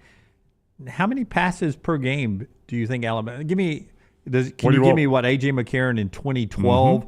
What his average passes per game was? Somebody's going to have to help me on the math. He had 314 attempts in 14 games in 2012. Roughly 22 a game, maybe. Yeah.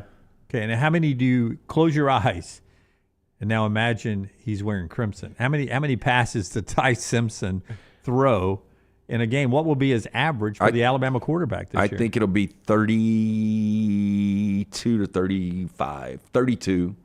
So if at 32, 35, that's every other play's a pass. Right? Yeah, I think it's going to be a 50-50 split. Yeah.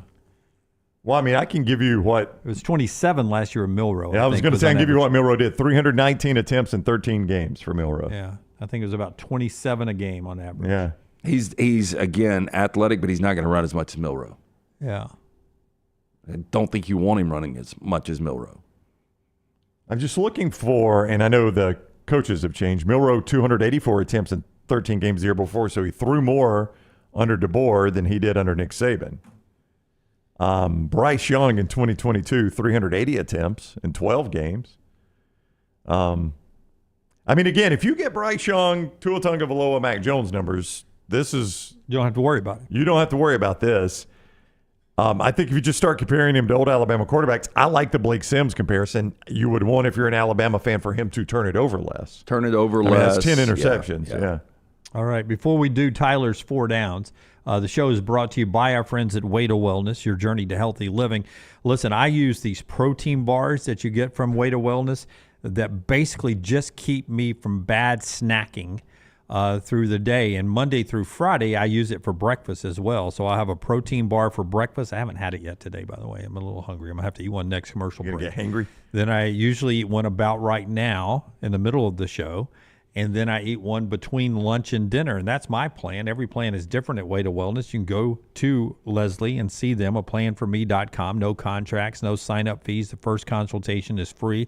They've got meal replacements if you want to go that route. They've got injection therapy if you want to go that route. And a variety of different ones with no contracts and no sign-up fees. And that first consultation is free, as I said. Get all the details at planforme.com. Let's do 4 downs. Tyler gives them to us on Thursday. They're usually wacky and weird, just like Tyler, which we love him for. Let's start with first down. First down. What's your go-to hotel show? Mine's either Tosh.0 or Forensic Files. You know what I end up watching for some... Well, I know why I end up watching it, because Comedy Central plays it heavily, and every hotel room has Comedy Central. I watch a lot of The Office in a hotel. Okay, that's what a hotel show is? Well, just something that you feel like you watch more in a hotel than... So it's not the Budapest hotel. Okay, than you do anywhere. Is that what you're asking, Tyler? Yeah. Okay. Just like your go-to show to pass the time when you're just laying in bed at a hotel. The Office. I end up watching a lot of The Office or Friends. Both those things are on a lot on hotel channels. Dunaway, is yours pay-per-view? No. It's usually... Sorority Girls. Both of those, Friends or that, but...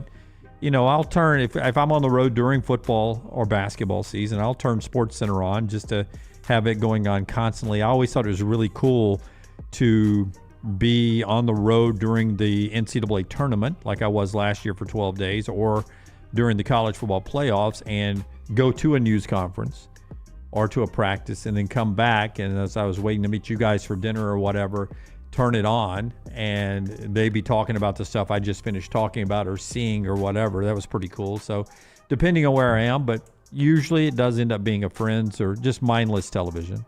I don't watch TV in the hotel anymore. Sometimes I kind of like turning on the local channels. This is a weird thing, but the commercials are so different. I love going down to the beach and watching beach TV. Yes. That's like my favorite thing in the world. Oh, yeah. Absolutely. Hey, we're going over to JJ's, the home of the 48-ounce beer. Yeah. And they've always got, it's like that one really tan chick that's interviewing every,body. I love it. When we got to Boston, the first night we were in Boston on our trip, there's a guy that, because I know how the business works, he buys the time, right, from I think it was a local ABC affiliate, and he just highlights restaurants all over Boston.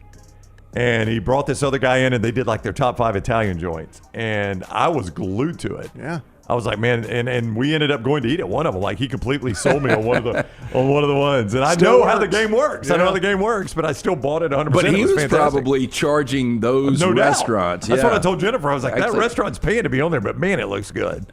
So he had to talk positive about all of them, right? Yeah. Oh, I love that Italian restaurant. You're absolutely right. 6.7. One bite. Everybody knows the rules. Second down. What was the first car you owned, and what was your favorite car that you owned? I'll go first because I told the story back in the radio days. It was a number 2 colored, not like the dye, but like a poop colored brown Ford LTD. Paid $750 with no reverse. Car would not go in reverse. Like, it didn't break after I owned it. We bought it for $750 without a reverse.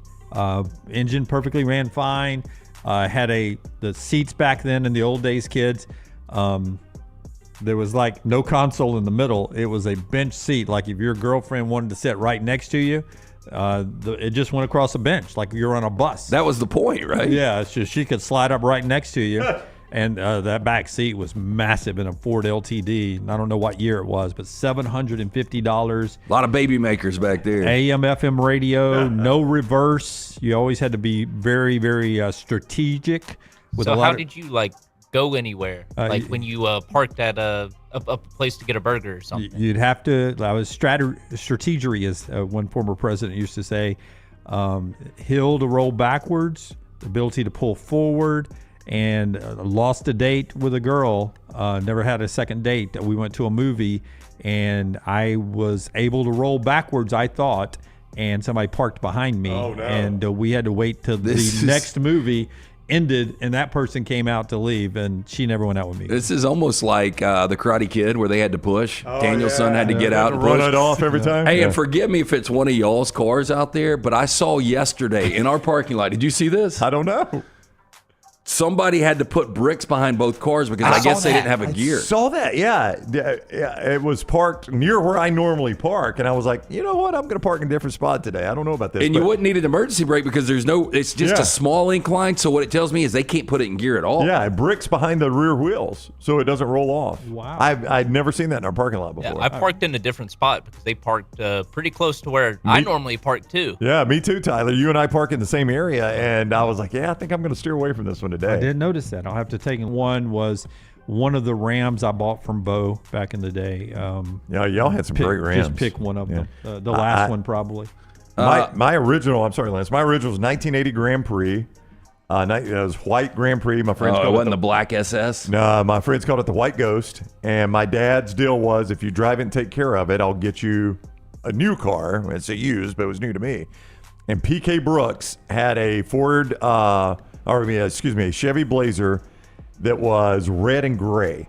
And I loved that thing. And I would drive by. He was near Sachs High School, used car dealer.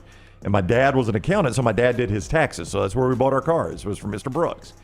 And I would drive that way past school every day just to see if it had sold the day before. It was still on the lot, still on the lot, still on the lot. And finally my dad was like, okay, you've proven you can handle it. I'm going to take you and get that. Loved it. It was my favorite car, man. I had wanted that car from the moment it showed up on Mr. Brooks' lot. How long did you have it? Totaled it in about 3 weeks. Are you kidding me? No.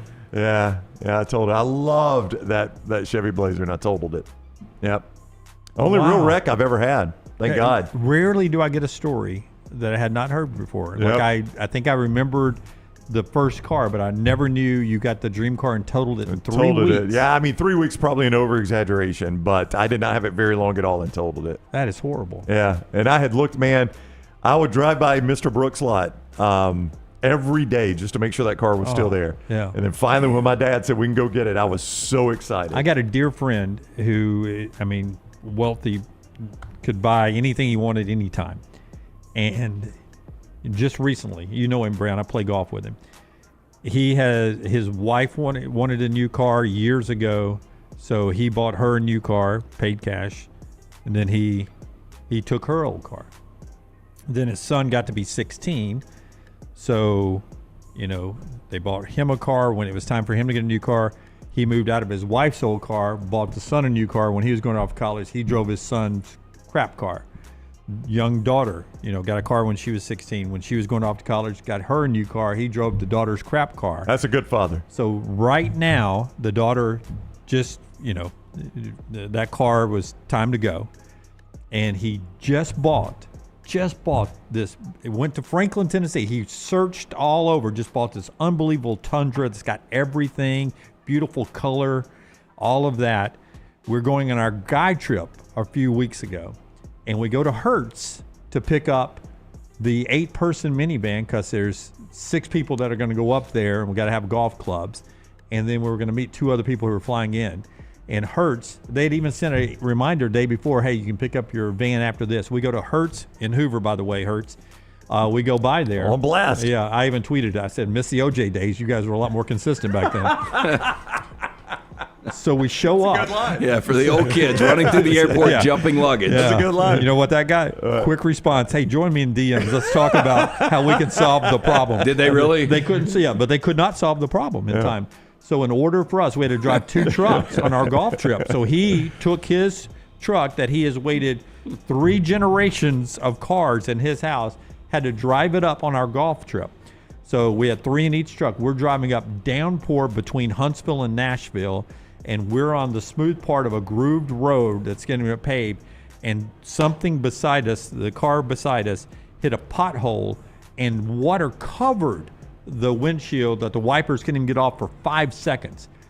But down the side, you hear like, and Johnny Orr, my buddy, was in the front seat, and he was like, that sounded like gravel. So as soon as we could get off the next exit, we pulled under a gas station, riddled down the side from the front headlight to the back bumper. Just carved up. Just pellets, like it'd been shot with BB guns. That's terrible. And at first I was like, oh, that's just mud. It'll wipe off. And I went, no.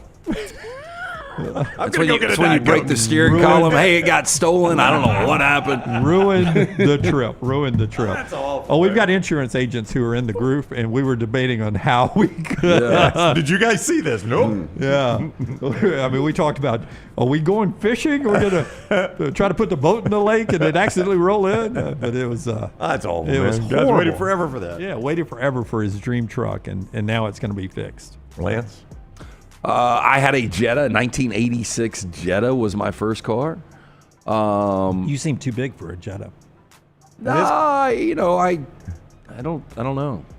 I thought Jetta seems small though. Yeah. Does it? Yeah. I don't know. And my favorite car, I've only seen you in bigger all the cars, Rams. right? I've only seen you in big cars. My whole life has been Lance driving big cars. Yeah. It was one of my, I guess it was my first year at Jocks. I bought Bethany a Lincoln Navigator, and it was brand new.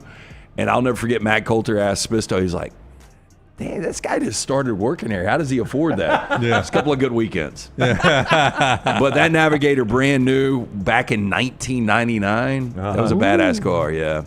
I was handed down a 98 Saturn when I was 14, and by the time I was 15, I couldn't fit in it anymore. But I didn't realize that until I went to go drive the thing, and I couldn't fit in it.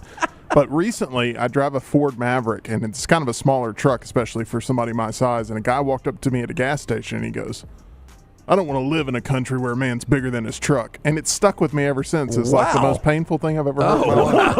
I didn't know what to do. Emasculating. I didn't even know how to respond to that. I was just like, damn. If you would have whipped his ass. Doesn't it say a lot about our country that we have big people? I mean, I think that's actually a compliment. I don't want to live in a country where a man's bigger than his truck. Did he say it kind of walking by, half-assed? Oh, he kept moving, but he was very intentional of like, I'm going to make sure I'm clear with this here. Got to have a big truck. He was a smaller individual. So hey, by the way, do they still make the Saturn? Is the Saturn still Saturn shut down? I don't think so. Yeah. Jim Brown used to have a Saturn. She had a Saturn at one point. That would have been like, you remember, was it Too Tall Jones in Police Academies? He had to rip the front seat out and sit in the back. I've heard that reference every time I've gone on a road trip with anybody my entire life. And I'm like, you're not even old enough to know what Police Academy is. Third down. Dora the Explorer premiered 25 years ago today. What was your kid's go-to children's show, and which one did you like and dislike the most? 24 years ago, my daughter's 24. So it was Dora the Explorer. So you've hit a home run here. Loved it. We loved it. I enjoyed it too. But my favorite is Phineas the Ferb. She liked that too. Yeah, with both my kids, I watched Phineas and Ferb, and it's got enough of humor that it can make adults laugh. That's Arthur. Layton loved all the PBS things like Martha and Word Girl, and then Jack liked all the Disney, like Jessie and Bunked and but I enjoyed watching all that stuff with them. Yeah, really I still will. Didn't like Dora though, but she did like Dora and Barney. I will still stop on a Phineas and Ferb and watch it if I'm flipping through. They're funny. If I see it, I'll stop and watch a Phineas and Ferb. They're very well written. My least favorite, Teletubbies. I think we just talked about that just a few weeks ago. Max and Ruby for me, awful. Yeah, you always make a point that Ruby was a bully. Ruby, all she did was boss Max around. Yeah. He was going to snap on her one day. I think they ended the series first. Yeah. And where are their parents? Oh, I agree with you. I agree. They have a house all to themselves. Not monitoring Ruby, I can tell you that. Yeah. Ruby's 6 feet under, and Max is doing hard time. He's got a tear tattoo. Yeah, but he's getting off and after 10 years because the jury was lenient on him. We've seen the episodes, Max. We don't blame you. You got to do sometime, though. Fourth down. We can't just let you walk free in this rabbit world. Magic Johnson turns 65 today, and Steve Martin turns 79 today. Who had the better career? No offense to Steve Martin. I like him, like his work. He's pretty amazing. Magic Johnson. I think Magic Johnson is one of my top 5 favorite players in basketball of all time. Probably among only a handful of guys, if that many, we've seen that could play all 5 positions and did it in an NBA Finals. What an incredible businessman, too. I mean, survived HIV when you thought it was a death sentence. back in the early 90s. And then, he's got part ownership of, the Lakers, the Dodgers, all these theaters. To me, it's not even close. Steve Martin's had an incredible career, but Magic. Yeah, I'll go Magic. Like if you say, Jim, give me your 5 favorite basketball players: Michael Jordan, Kobe, Magic, Barkley, and then, I'm not trying to win games. My 5 favorite, I'm probably going to Jeff Hornacek. I enjoyed watching Steph Curry. So he may make it in there as far as a modern guy, but Magic Johnson being he's my favorite of all time. Yeah, he'd be on my list. And I can't believe I cheered against him in the great Larry Bird Magic Johnson I was always a Celtics national guy. championship. But you should have heard a white guy argument, him and Will Haver last night on the microphones talking about Larry Bird of all players. Yeah. See, Larry Bird didn't do it for me. But he asked which bird could fly backwards. I said Larry Bird. He could do it all. Yeah, but that's a great line. Thank you. Indiana State, for some reason, I wanted them to win that game because they were not brand name. Yeah. Then I hated it later on. Yeah, they're never going to win one. Yeah, they never are. I would agree with you on that. Yeah. That's our 4 downs today, brought to you in part by our friends at Hemphill. Tell us about Hemphill LT when we come back. More college football, and then Dusty Dvorak. Yeah, trusted name. Birmingham has trusted since 1954 for all of your plumbing, heating, and cooling issues. Adam, Chad, Andrew, the guys awaiting your call. Ex-wife had a plumbing problem yesterday. I reached out to Andrew. They were out there same day, took care of 2 different issues for just the best in the business. Call them today, 205-229-2090. Hard to stop a train. For more information, hemphillservices.com. Follow Brownie on Twitter and Instagram at Ryan Brown Live. Have you been injured in an 18-wheeler accident, company truck accident, car accident, or work-related accident? Call Alabama's largest personal injury firm. Alexander Shunnarah Trial Attorneys will fight for every dollar you deserve, and it won't cost you a dime. Trust me. What do you say, man? Call me, Alabama. Call 659-777-7777 or go to Shunnarah.com. No representation made that the legal services provided are better than legal services provided by other attorneys. Storm season is here. Make sure you have a plan of action in place right now. Greg from Pell City and Storm Restoration Roofing should be your first call when storms hit. Insurance companies love working with Storm Restoration Roofing because of Greg Nelson's name and reputation in the industry. When storms hit, call Greg Nelson. He's local, 205-542-3531. He's the home of the free no-cost roof inspection. Greg from Pell City on Facebook, 205-542-3531. It's Storm Restoration Roofing. Hey, for all of your IT and printing needs, reach out to our friends at Xerox Business Solutions. Look, I'm still one of those old school guys. I print my notes every single day for the show. If you watch the show here on the next round, you see all the notes in front of me. From day one, Xerox Business Solutions, they've been with us here at the next round. Local for over 45 years. For all of your IT and printing needs, visit XeroxBusinessSolutions.com or call 205-969-3000. That's 205-969-3000. Hey friends, if you're looking to expand your business and inform the Next Round audience about your exciting brand, contact us at sales@nextroundlive.com to be part of the team and advertise your product to hundreds of thousands of potential consumers on our ever-expanding platform. Let the Next Round help take your business to the next level. Get more information by emailing us at sales@nextroundlive.com, and one of our team members will work with you to build a plan to take your business to the next level with the Next Round. Stop by the New York Butcher Shop and pick up the finest in certified Angus prime beef steaks and burgers, premium pork chops, ribs, and all-natural chicken cut to order just for you. Their chef-prepared entrees and side dishes are the perfect dinner-to-go choice for your family and are ready to heat at home. With a great selection of fine wines and desserts, the New York Butcher Shop is your one-stop dinner shop. 2 locations to serve you, Cahaba Heights and on Highway 119 in Greystone. The New York Butcher Shop, rare quality, well-done service. Hey, there's nothing worse than waking up to a plumbing problem. Don't get caught in a flooded house. Call the guys at Hemphill Services. Adam, Chad, and the team at Hemphill are the only ones I trust to fix it and fix it right the first time. Hemphill Services does it right and always at a fair price. For all of your plumbing, cooling, and heating needs, trust the name that Birmingham has trusted since 1954. That is Hemphill Services. Call now, 205-229-2090. That's 205-229-2090. Follow Next Round Live on Twitter, Instagram, Facebook, and YouTube. The social media team at Next Round Live is dedicated to giving you daily news conferences and practice video from UAB, Alabama, Auburn, and around college football. Follow and compare to the sites you used to visit. You'll also get the latest highlights and news from the Next Round Daily Show. Turn on the notifications so you don't miss a thing. Follow Next Round Live on Twitter, Instagram, Facebook, and YouTube. See more at nextroundlive.com. It's bow time. Tired of choosing between sweet and savory? Why not have both? Introducing Bojangles' new chicken and bowberry waffles. The bold Cajun chicken filet you love, now drizzled with a bowberry honey glaze and sandwiched between two warm waffles. Which means your favorite meal of the day just met your new favorite dish. And lucky for you, it's served all day. But it's only here for a limited time, so try chicken and bowberry waffles at Bojangles today. It's bow time.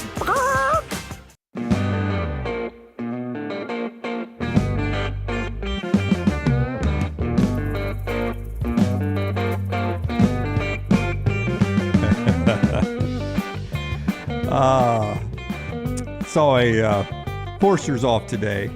He is moving his daughter into college, and he sent me a couple of pictures of the youngest sister giving goodbye. Here's a picture of them loading up, heading off. And I said, man, her room looks amazing. Good job on the setup. Typical Jim.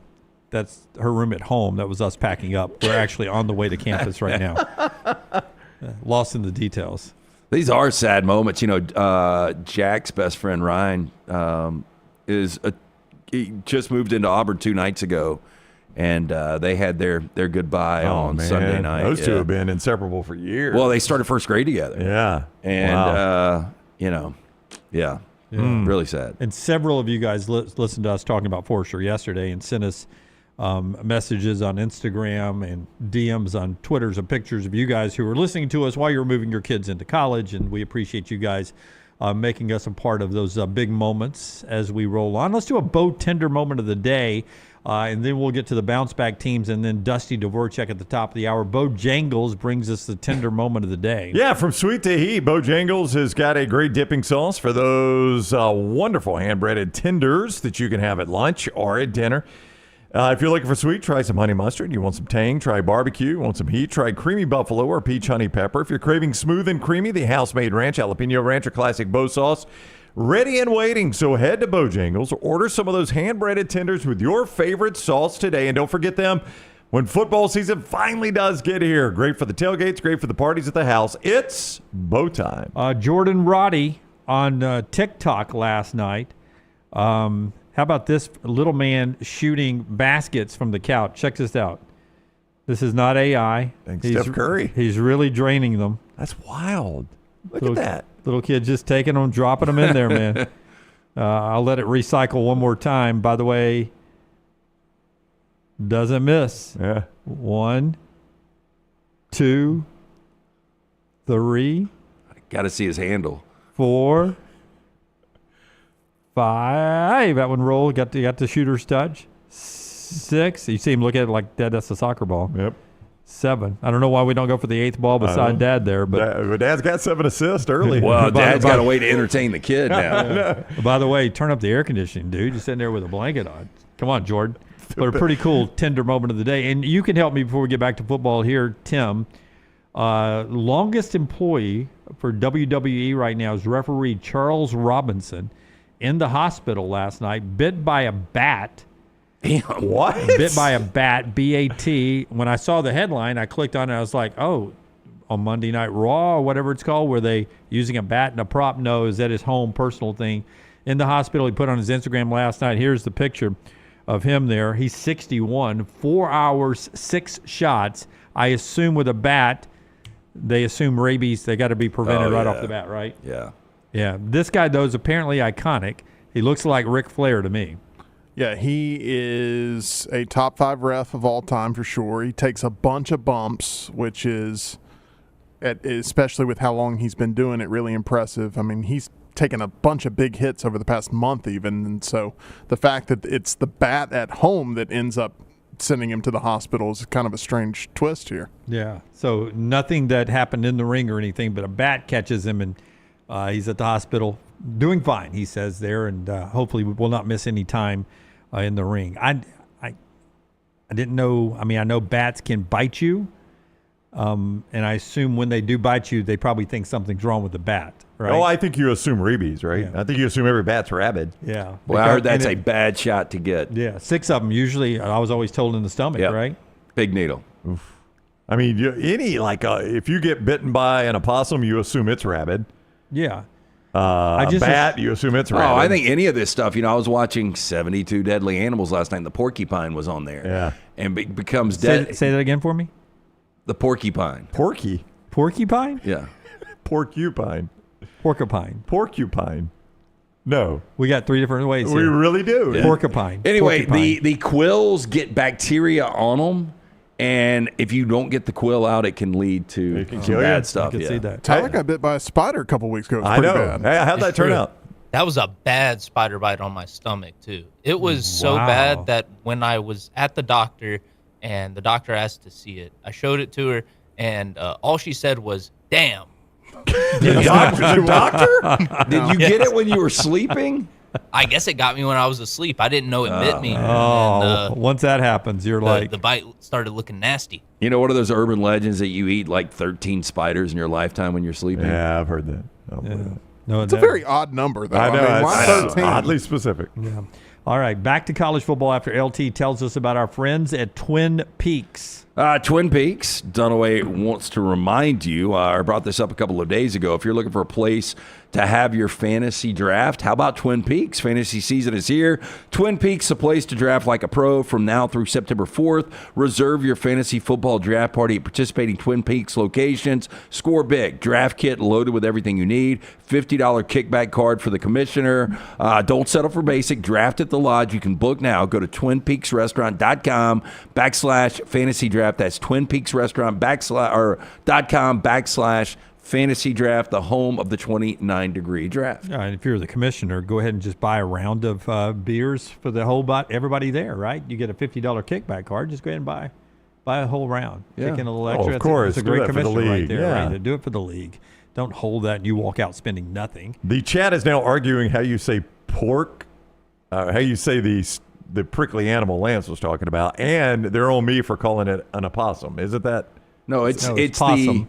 the O silent. It's the O silent? Yeah.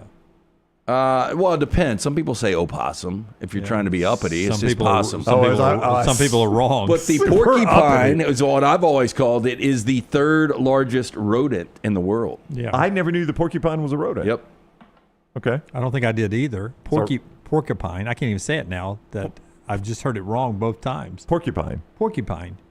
It seemed like you were saying porky. I don't know. It's an ugly ass animal. It I'll really tell you is that. Yeah, Like that so was the agree. most southern thing you'd ever said in our Porcupine. Porcupine. That sounds more southern to me Yeah. than when I Brown don't says know. it. Sounds like a Looney Tune when you It say does. it. Porcupine. Yeah. So what is the official pronunciation? It's like there's a Q in there. Porcupine. Porcupine. That's much better. Porcupine. Jaguar. Jaguar. That's a tough one. Jaguar. Dick Stockton saying Jaguar. The Jaguars. Yeah. Jaguar. You remember Don Criqui? Don Criqui used to do it. Yeah. Porcupine. Mm-hmm. Porcupine. Jaguar. No. Ambulance. Is the porcupine the ugliest animal out there? The duck-billed platypus is pretty I'll bad. tell you, the lineup last night, the 6, the stonefish was one of them. This dude stepped on a stonefish. He won't go to the beach anymore. Yeah. I'm going to say armadillo worse than porcupine. Oh, I don't think so. Ooh, yeah, that's tough. Uglier. At least I got the quills. There's some ugly fish at the bottom of the They ocean. really are. Oh, the stonefish. Have you seen the stonefish? And it's a delicacy over in Asia. But you got to be careful how you cut it up because it's got so much venom. It can kill you. Yeah. All right. 9 teams ready to bounce back, and then we'll talk to Dusty Dvorak. This is 9 days out from Yahoo Sports. We'll kick off the Toledo's James Madison UTSA bouncing back. Utah's on this list. If you missed it last year, 5-7, 2-7 in the Big 12. I think is what gets lost last year. It's such a weird year last year in the Big 12. Obviously, with Arizona State picked to finish last, and they end up 11th in the poll. They go to a college football playoff. But you look at, not only Utah, who traditionally has been so good under Kyle Whittingham, but Oklahoma State to not win a game. Yeah, I know. To in go conference. completely blanked in conference. Yeah, and I could just see the script completely flipped. I mean, I don't trust what Oklahoma State's got at quarterback, but Utah, I could see them go from 5-7 to 10-2. Florida State 1-7 in the ACC, 2-10. Everybody's got them in a bounce back year.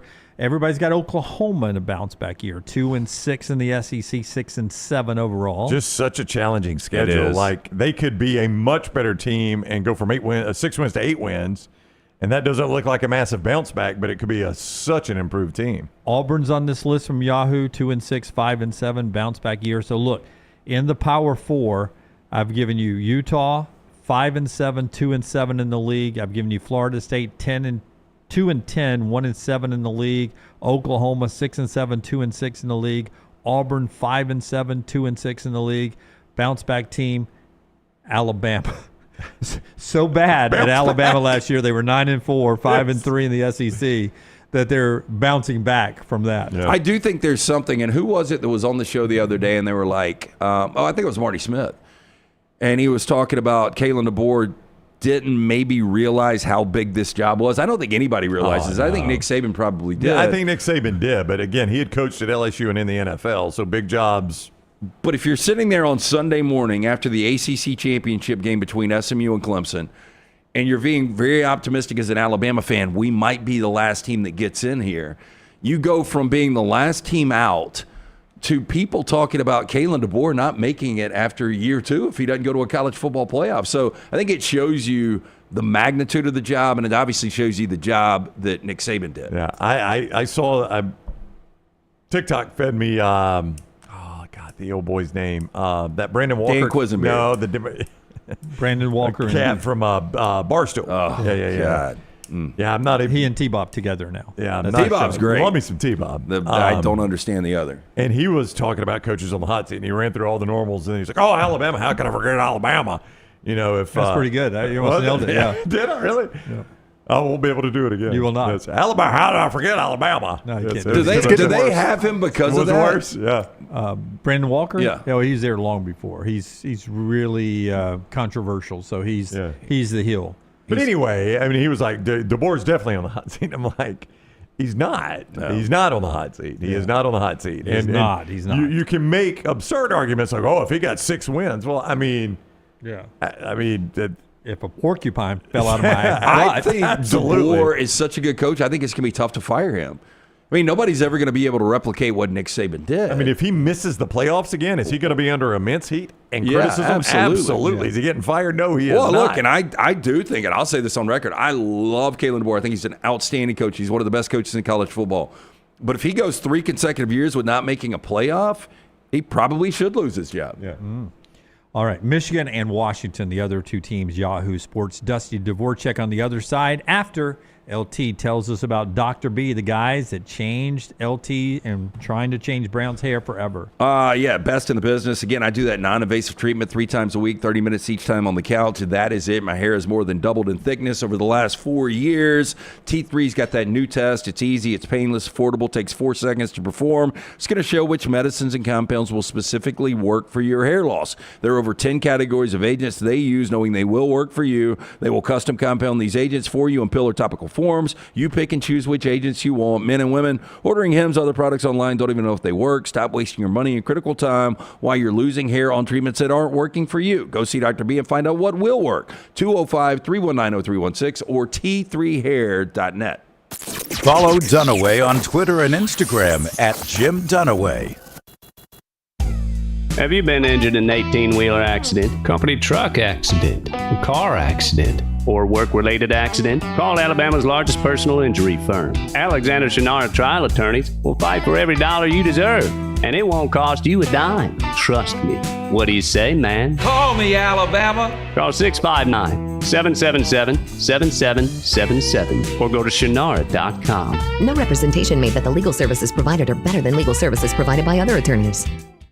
Storm season is here. Make sure you have a plan of action in place right now. Greg from Pell City and Storm Restoration Roofing should be your first call when storms hit. Insurance companies love working with Storm Restoration Roofing because of Greg Nelson's name and reputation in the industry. When storms hit, call Greg Nelson. He's local, 205-542-3531. He's the home of the free no-cost roof inspection. Greg from Pell City on Facebook, 205-542-3531. It's Storm Restoration Roofing. Hey, there's nothing worse than waking up to a plumbing problem. Don't get caught in a flooded house. Call the guys at Hemp Hill Services. Adam, Chad, and the team at Hemp Hill are the only ones I trust to fix it and fix it right the first time. Hemp Hill Services does it right and always at a fair price. For all of your plumbing, cooling, and heating needs, trust the name that Birmingham has trusted since 1954. That is Hemp Hill Services. Call now, 205-229-2090. That's 205-229-2090.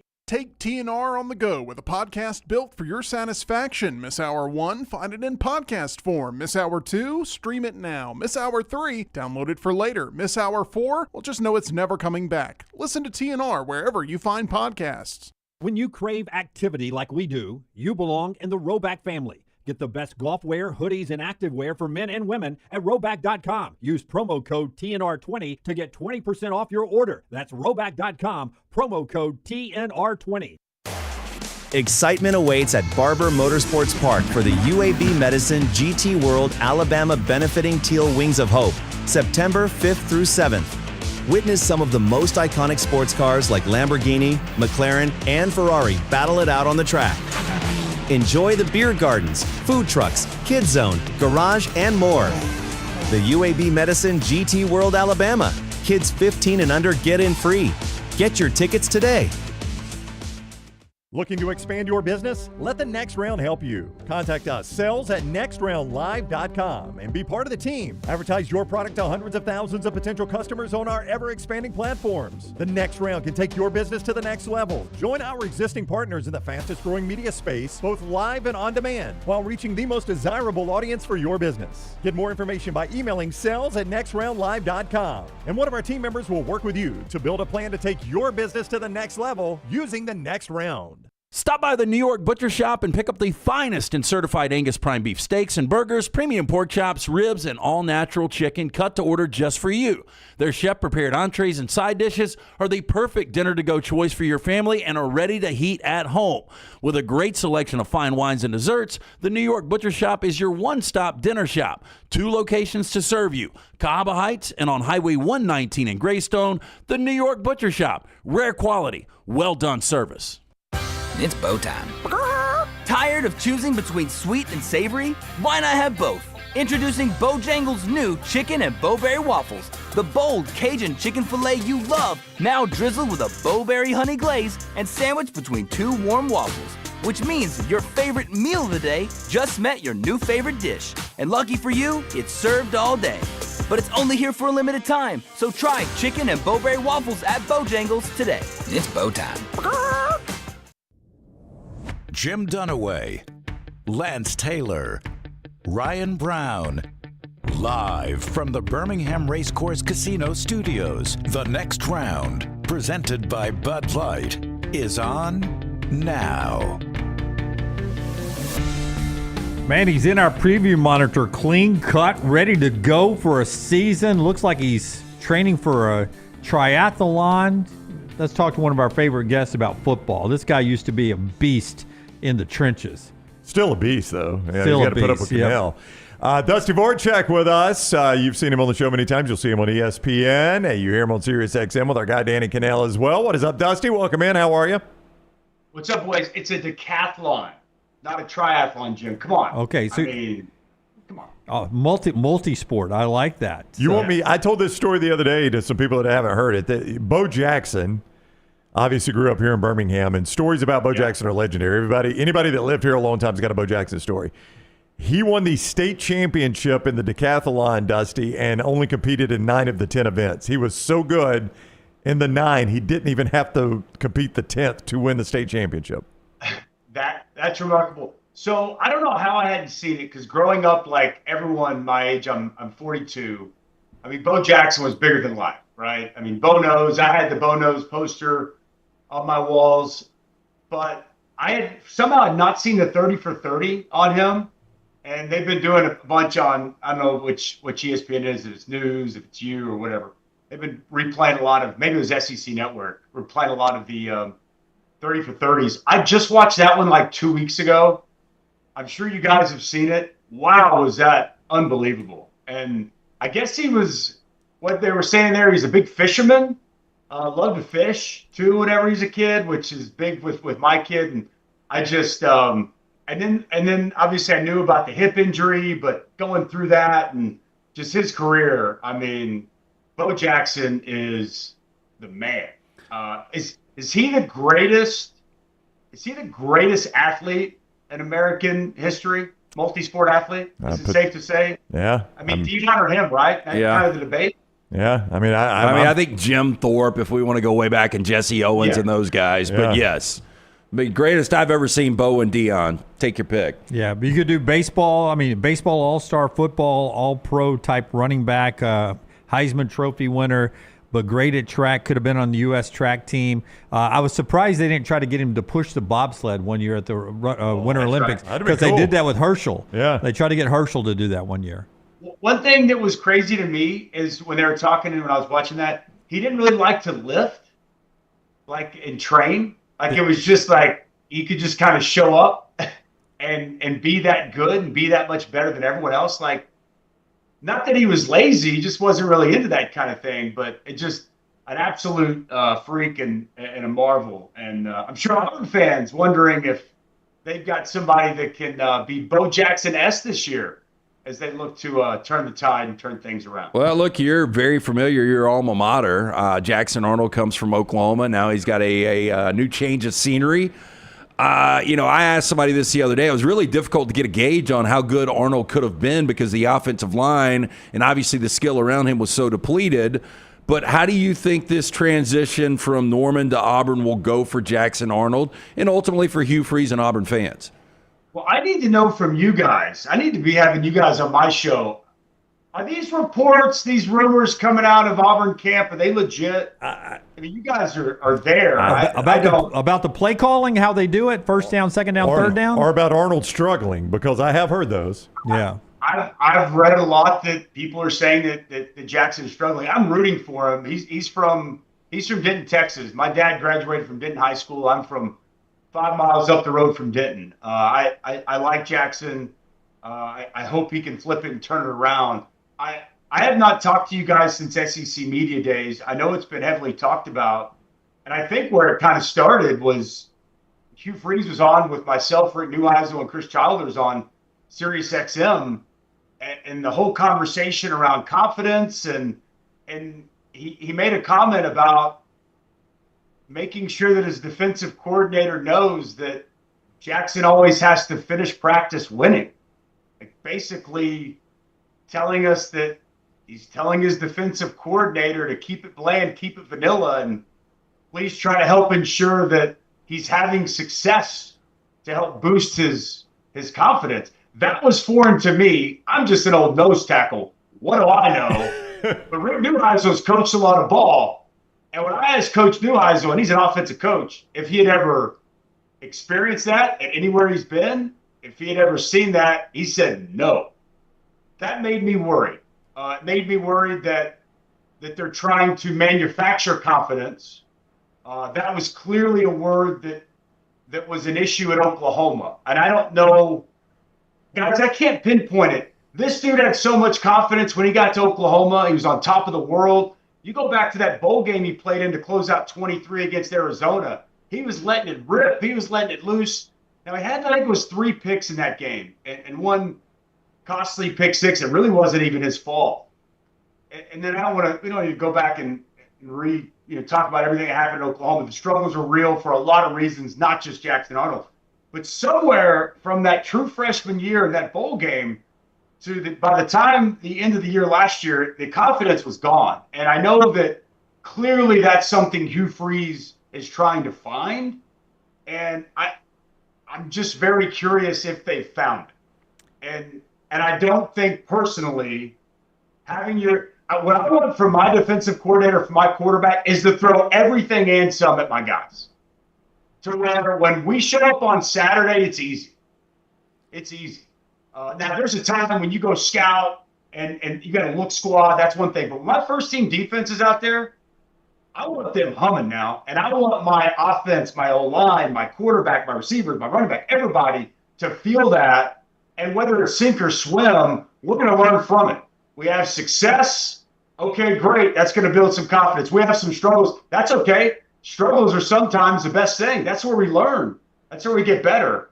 So I'm not saying that comment and that statement is an end-all be-all, but it did make me go, where is this confidence at? And then you read some of these things coming out of camp, and I'm curious. I'm rooting for Jackson. I hope the best for him, but he's got to find that confidence. He's a talented young man with his arm. He's got good mobility, and I think he's got the ability to run this offense well, given the talented wide receivers, which should be a very good offensive line.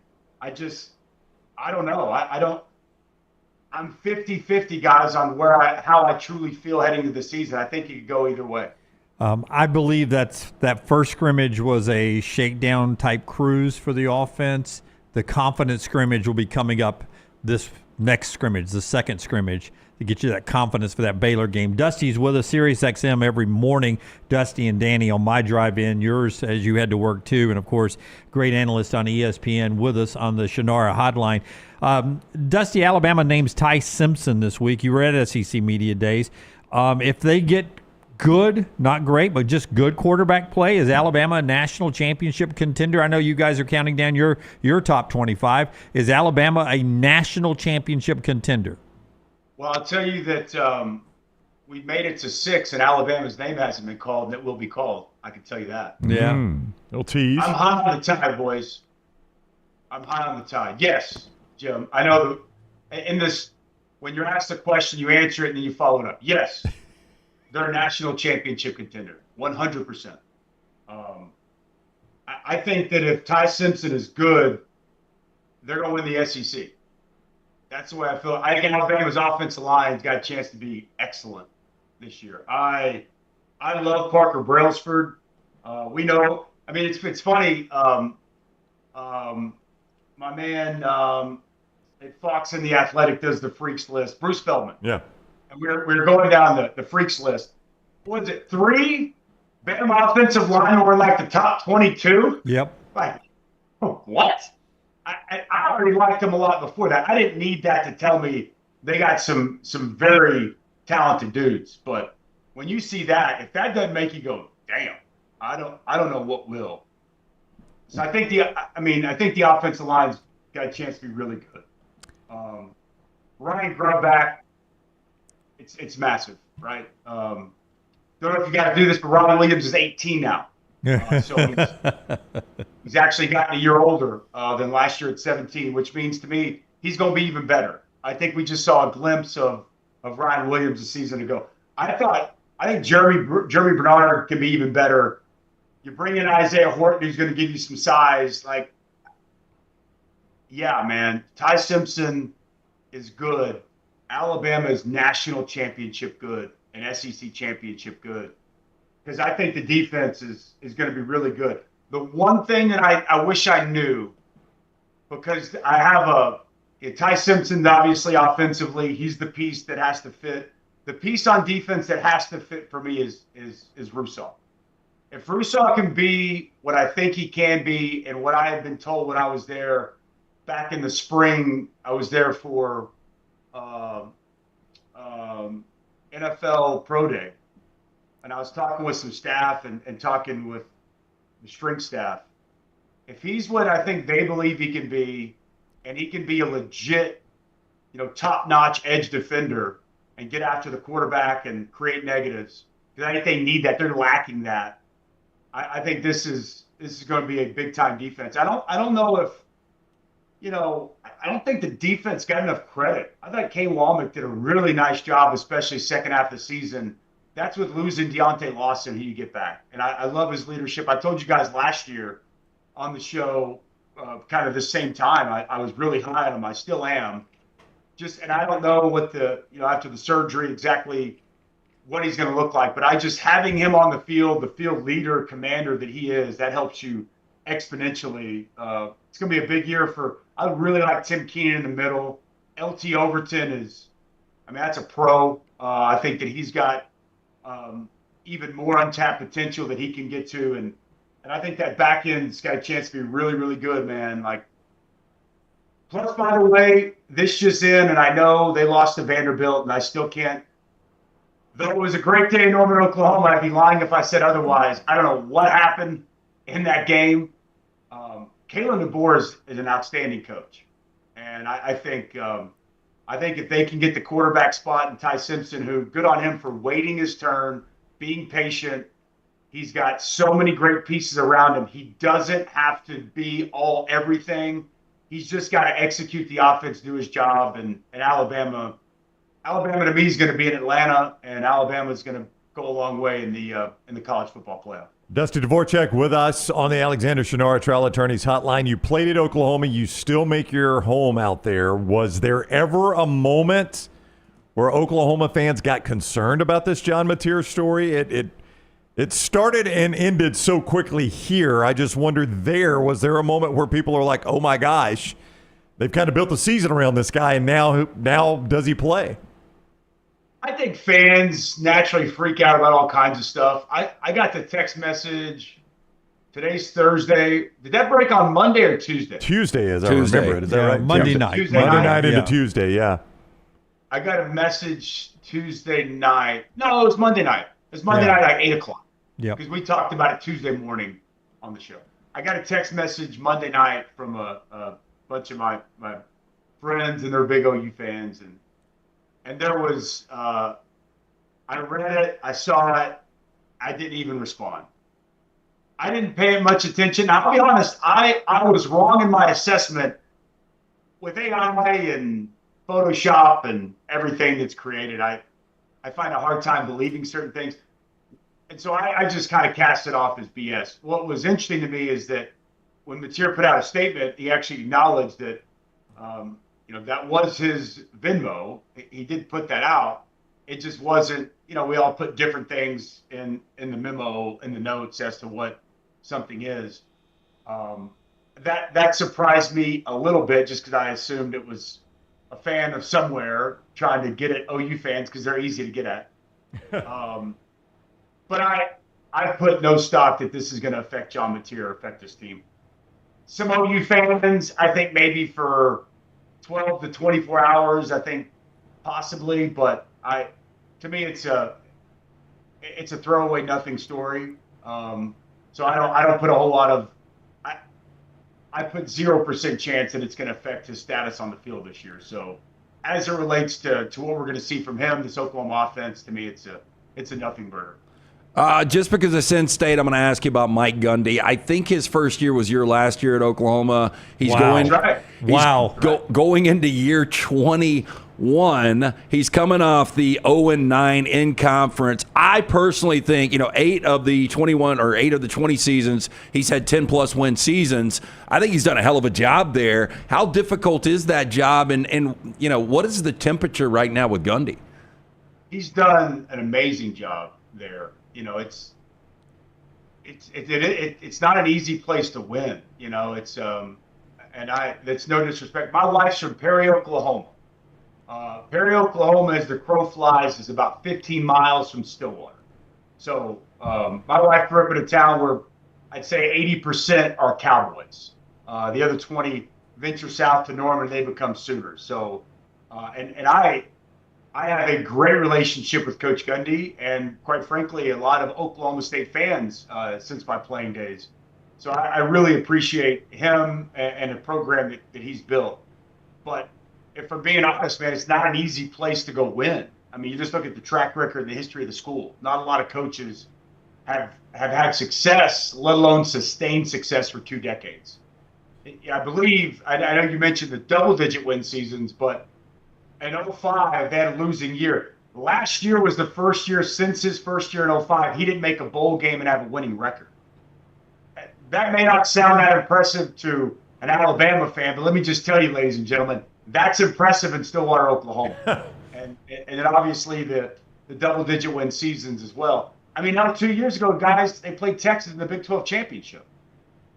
You know, morons like me, which maybe I shouldn't admit this out loud, but whatever. We got to hold ourselves accountable. I picked them to win the Big 12 last year because they had everything coming back, and they didn't win a Big 12 game. So sometimes it shows you so much for prognostication.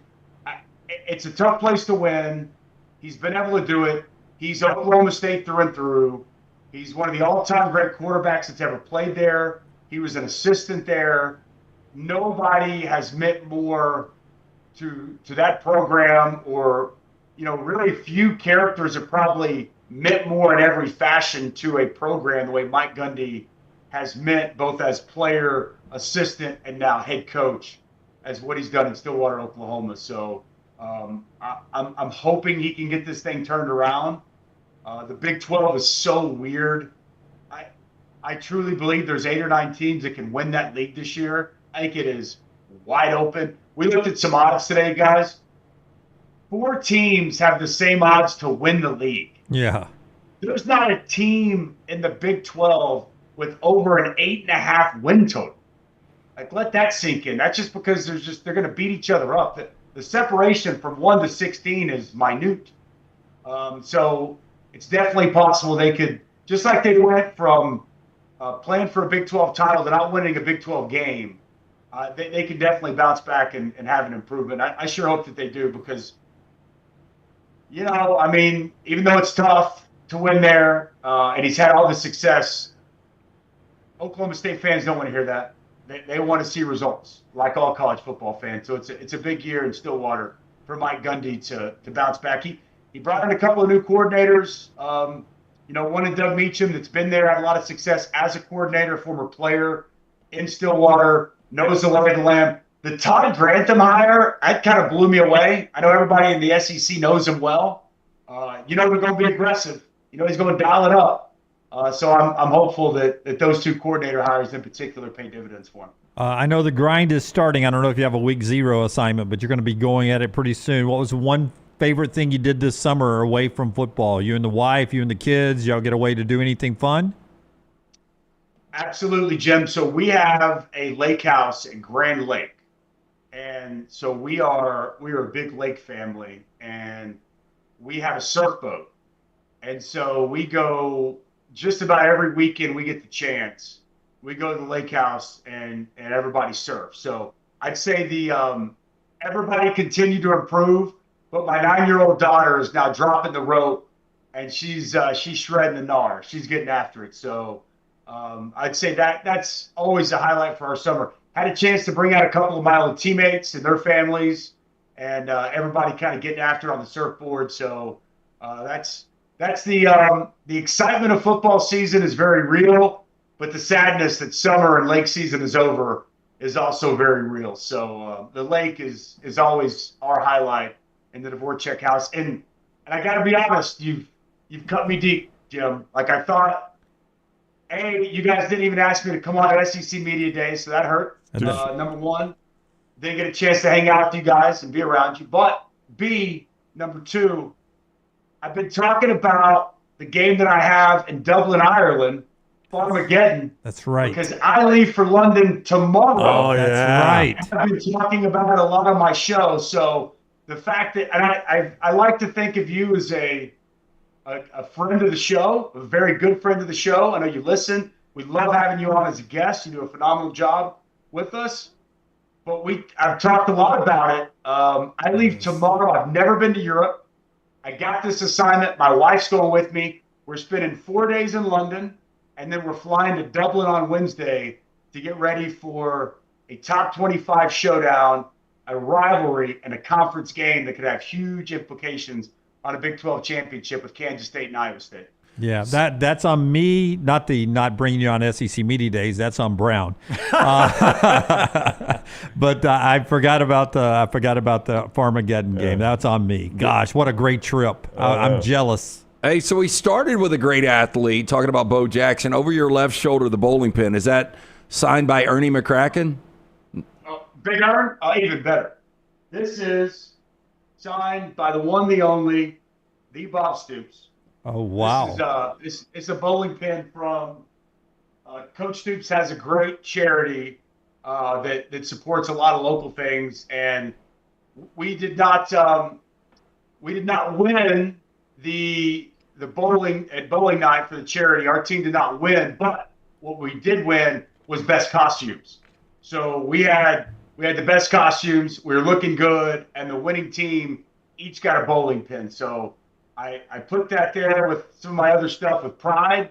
I'm very, very proud of that. And anytime I can flash something from Coach Stoops, I'm all about it. Got his bobblehead behind me, I think right there. That's a little Bob Stoops bobblehead we got sitting there, a little Bob Stoops bowling pin. So I had to add it to the collection. So what was the costume? What was the best dress? I got to know this. Kingpin? We were, I can send you guys a picture. We were like 70s/80s retro workout outfits. Oh, so wow. we all had on like jogging outfits that were like neon and all kinds of different things, like the sports band around the head, around the wrists. It was, I thought it was pretty good. We were pretand fired up. And not only did we win, I think we won going away. So pretty good night. Dominant win. Yeah. All right, Farmageddon is 1 week from Saturday. See Dusty and the crew there in Ireland. Safe travels. That sounds like a lot of fun. Glad you're getting to do it. Me too. Oh, hey, appreciate it, guys. Always love coming on with you guys. And it's college football's here. It does not get any better than this. And I don't know if you've had him on, but how many is Alabama going to beat Cannell's Knowles by? Do we have I think the number's up to 14. Are we all taking Bama in that one? Oh, yeah. Trouncing. Lance says blow Curb out. stomp. Curb stomp. Will Cannell come on with you guys after that game? You think he'll? You get him After on, the Jim. game, he'll come on. He was wanting to make a bet, and he was wanting too many points from me. I don't have the same faith that Lance has. It'll be maybe a 3-quarterback game for Alabama. But he wanted to make some bet. We couldn't figure out what the penalty would be because I don't have hair. I'd love to see him shave his head. So I don't know. We couldn't come up on a bet. Does he think they're going to be good this year, though? I mean, they've got to be better than they were last year, but does he really think they can hang with Alabama? I don't know. They'll be better. I think he believes they'll be better. I don't know. I can't. Anytime you talk to the SEC, it's tough to get the truth out of my co-host. We're starting our 5th year together, and I still don't know when it's not necessarily the Florida State side. It's just some irrational conversations seem to happen when he starts talking SEC. But I know this, it should be a lot of fun. The Doak will be they'll be rocking, but I got to imagine Alabama's going to come in looking pretty sharp. So are you guys with me on Bama? Am I too high on the Tide? I've got them winning the national championship. Yeah. I'm an LSU guy. I think LSU wins the championship. That's my top 2 teams in the SEC. And I've gone back and forth. I've got LSU. I picked LSU at SEC Media Days. I'm leaning Bama. I've got to make an official pick on my show. But to me, unlike a lot of other people, not that I think Texas and Georgia are bad. I just personally have Bama and LSU atop the league this year. So I know you got to pay bills. I'll get out of here. No, Thanks, you're all boys. good. Safe travels. Thank you. Good to see you, Dusty. We'll see you. All right, Dusty Dvorak, ESPN. You'll see him on Farmageddon. You hear him on Sirius XM every single morning. Dunaway on that show a lot.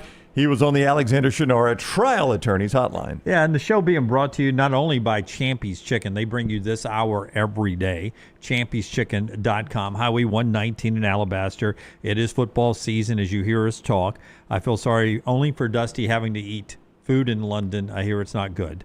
Maybe he could pack up some Champy's Chicken. We could send it to him over there. Brine chicken overnight, cooked to order. Hand-cut chicken fingers. Mississippi Delta recipe tamales and so much more. Open for lunch now. Available for your tailgating this year, office parties, whatever. Champy'sChicken.com. Also our friends at Michelson Laser Vision. 205-969-8100. Dr. Mark Michelson, the first to perform the LASIK procedure in the state of Alabama back in 1995. Dr. Jen Michelson, they are the best in the business. Make the phone call that I made. If you wear the glasses or contacts, you're wasting money each and every year. Speaking from experience, 205-969-8100. Ask for Amy. For more information, michelsonlaservision.com. We see schools try to raise money every way possible. Our buddy Trey Wallace from Outkick reporting, and this sounds terrible to me, but we've done it 100 times. Oklahoma, we were just talking to Dusty, are letting fans into the post-game press conference for $345 per person. I mean, it seems like you're nickel and diming there. I don't know how many people will take them up on this, but $345 into the post-game press conference. Let me tell you, I've done 100 of them. We've all done them. Yeah. It ain't worth $345. But Right. can you actually pay it like if they were to lose on like a kick six moment? And I could ask a question. Yeah, then could you be like, okay, I want in. I want to see what this press I'm conference is sure like. there's a price to ask a question. How big's the press room? I don't know. There and that's is no way they're going to let them ask a question. No, for a price, I bet they would. Oh, I don't think so. I don't know. Like, so I know, and I know people don't do this. Most of the time in major college football, the home press room would be big enough for this. The road, definitely not. Like, oh, it's not big enough to host a studio audience. $345 a head. How many people do you think are going to pay that? How much do you think Alabama fans would have paid to be in a room with Nick Saban in a post-game press conference? Look, with a man, chance to be collateral damage of getting yelled at. I have seen USC being led out of a tunnel. Now we've got Oklahoma fans that can go to a presser. Yep. I think there are some programs that are above this, and I know it's a money grab all over the place, but there's got to be a better way to create revenue and do non-traditional revenue than selling out and having people come to your press conference. Yeah. I hope they let them ask questions. That would be amazing. On the Outkick story, it's a Michigan news conference. If it's the one I'm looking at. Yeah, that's where you can buy. It's called Sooner Magic Memories. Ticket for two, $692.11. Yeah, but I'm sitting there looking. I was hoping that was the Oklahoma press room, but that's Ohio State's news conference, right? No, it's the Gaylord. You're looking at the same thing I'm looking at? That's but there was a picture on the one I'm looking at. Oh, I got you. I got what you're saying. I was looking at the ticket. I was trying to see how big the Oklahoma press room is. That does look like Ohio State, and then there's one in Tennessee. I don't know how big Oklahoma's is. Yeah. I wanted an aerial view of how big the room is. Yeah.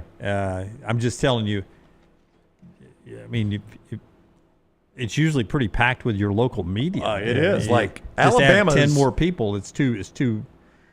Alabama's is pretty big. You'd give me Alabama's is pretty big. Not anymore.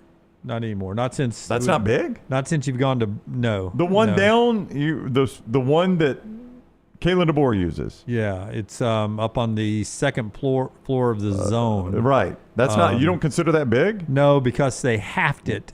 Maybe. Well, whose is big? Well, they created a recruiting room. Yeah, they halved it. There's a recruiting right outside the door. Of course there is. Yeah. So it's halved. It's probably. I mean, it's a little wider than this, but not much wider than this. Well, our studio, I think, is 650 square feet. This room, it's bigger than this. Well, it's bigger, deeper. Yeah, it's not much bigger, wider. Yeah, I think you guys are gonna be surprised. There's not gonna be a huge demand for this. I would not think so. And I don't want to just sound like snobby media member. I don't know why a media member would be snobby.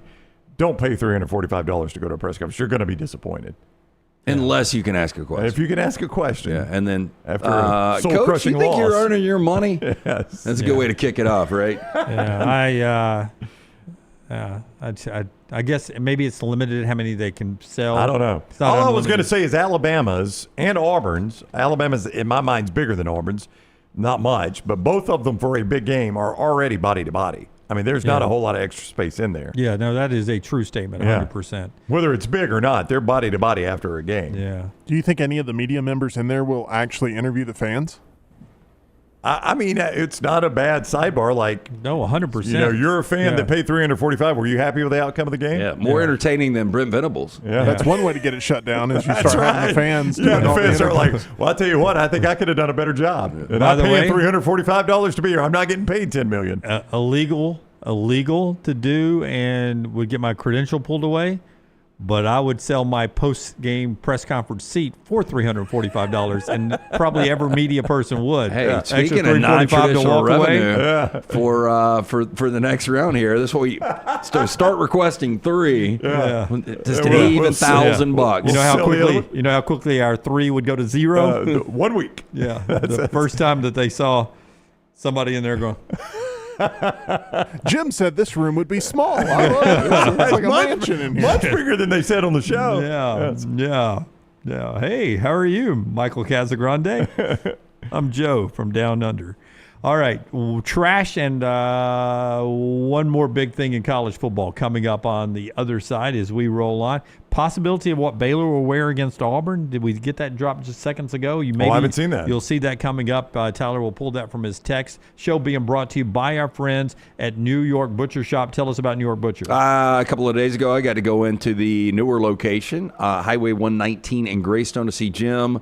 Great staff of butchers there. Picked up some of those Italian meatballs, some of the great gravy from the fresh meat specialty items, deli sandwiches. That sounded like that chair broke. Great selection of fine wines and desserts as well. 2 locations, Cahaba Heights, Highway 119 in Greystone. Rare quality, well-done service. It's the New York Butcher Shop. Take the next round anywhere you go with official Next Round gear. Buy yours today at nextround.store. Have you been injured in an 18-wheeler accident, company truck accident, a car accident, or work-related accident? Call Alabama's largest personal injury firm. Alexander Shunnarah Trial Attorneys will fight for every dollar you deserve, and it won't cost you a dime. Trust me. What do you say, man? Call me, Alabama. Call 659-777-7777 or go to Shunnarah.com. No representation made that the legal services provided are better than legal services provided by other attorneys. Hey, there's nothing worse than waking up to a plumbing problem. Don't get caught in a flooded house. Call the guys at Hemp Hill Services. Adam, Chad, and the team at Hemp Hill are the only ones I trust to fix it and fix it right the first time. Hemp Hill Services does it right and always at a fair price. For all of your plumbing, cooling, and heating needs, trust the name that Birmingham has trusted since 1954. That is Hemp Hill Services. Call now, 205-229-2090. That's 205-229-2090. Just because you've quit going to the gym, it doesn't mean that you have to quit gym altogether. Dunaway, that is. With our Next Round podcasts open 24/7, 365, you can access gym anytime you'd like. While you may have done away with your treadmill routine, our version of Dunaway is standing by, ready to get you back to your absolute best. Find all that lovely Jimmy D-led content on Spotify, Apple Podcasts, Google Podcasts, and in the podcast section of nextroundlive.com. This message is sponsored by Jimmy Crypto Inc. and Jimmy Crypto for President. At Central State Bank, we are large enough to serve you and small enough to know you. Manage your money with ease, whether it's mobile banking, hassle-free checking, competitive loans, business solutions, or personalized financial advice. We're your hometown bank with big-time service. Visit us today and experience banking made simple, because at Central State Bank, you come first. Member FDIC. Twin Peaks is the best in the game. Here, you're in the red zone for every college rivalry and divisional matchup all season long. I mean, where else are the scenic views as good as your view of the game? Only at Twin Peaks, the #1 sports bar. The World Wide Web is a large place. Find all your favorite people and content in the same spot. NextRoundLive.com is full of wonderful tidbits about the show you know and love. Find our gear, listen to your favorite personalities, follow our socials, and enjoy your trip to NextRoundLive.com. This hour of The Next Round is presented by the Birmingham Racecourse Casino, now featuring 7 days of giveaways with your chance to win a share of up to $125,000. The more you visit the Birmingham Racecourse Casino, the more chances you have to win. Excitement awaits at Barber Motorsports Park for the UAB Medicine GT World Alabama Benefiting Teal Wings of Hope, September 5th through 7th. Witness some of the most iconic sports cars like Lamborghini, McLaren, and Ferrari battle it out on the track. Enjoy the beer gardens, food trucks, kids zone, garage, and more. The UAB Medicine GT World Alabama. Kids 15 and under get in free. Get your tickets today. It's bow time. Tired of choosing between sweet and savory? Why not have both? Introducing Bojangles' new chicken and bowberry waffles. The bold Cajun chicken filet you love, now drizzled with a bowberry honey glaze and sandwiched between 2 warm waffles. Which means your favorite meal of the day just met your new favorite dish. And lucky for you, it's served all day. But it's only here for a limited time, so try chicken and bowberry waffles at Bojangles today. It's bow time.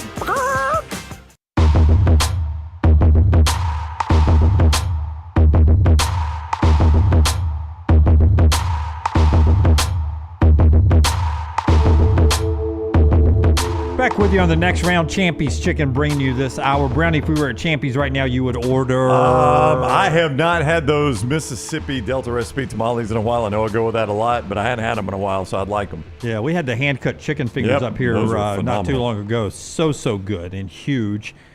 People still going by for their first time. Long-time listeners who can still make it by for their first time, but a lot of people go back to the wonderful folks there at Champy's Chicken. See Sterling and the crew. Highway 119 in Alabaster. Tailgating time. High school football cranks up next week. William writes in, Dunaway, will you be the voice of Vestavia high school football this year? I am going to do some of their high school streaming this year on Friday nights.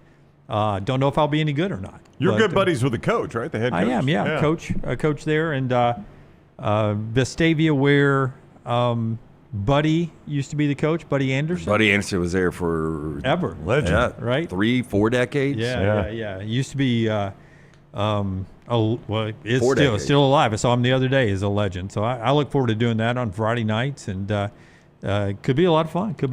So is that every Friday night? Almost every Friday night. They got a couple of buys along the way, and it all works out good. Like, we're going to be on the road a lot on Fridays. If anybody wants to execute you, don't go to your house. Because you will not find Dunaway at home. But we're looking forward to being in Auburn for a couple of games this year, Tuscaloosa for a couple of games this year with our friends at Bud Light. We'll give you details about that. Yeah, we're going to be a lot more active. I mean, so we've got 6 dates we will be out of the studio. Yeah. On Friday shows, right? On Friday shows, 4 in Tuscaloosa, 2 in Auburn. And we're probably, because it's our friends at Adams and Bud Light, we're probably going to be adjusting the time. Of course, we'll give you plenty of heads up. When we've done these, we've generally done noon to 3 rather than 9 to 12. College kids don't like getting up at 9 o'clock on a college Friday. Kids, selling them on coming to a live show at 9 a.m. is a bit of a tough sell. Yep. So we've generally done 12 to 3 for sake of the crowd. So we'll give you a heads up on that. But or 11 to 2, whatever we end up doing. But you don't want to be at a place when it's not open. But last year we did a few at the Rabbit Hole and a couple other places in Tuscaloosa.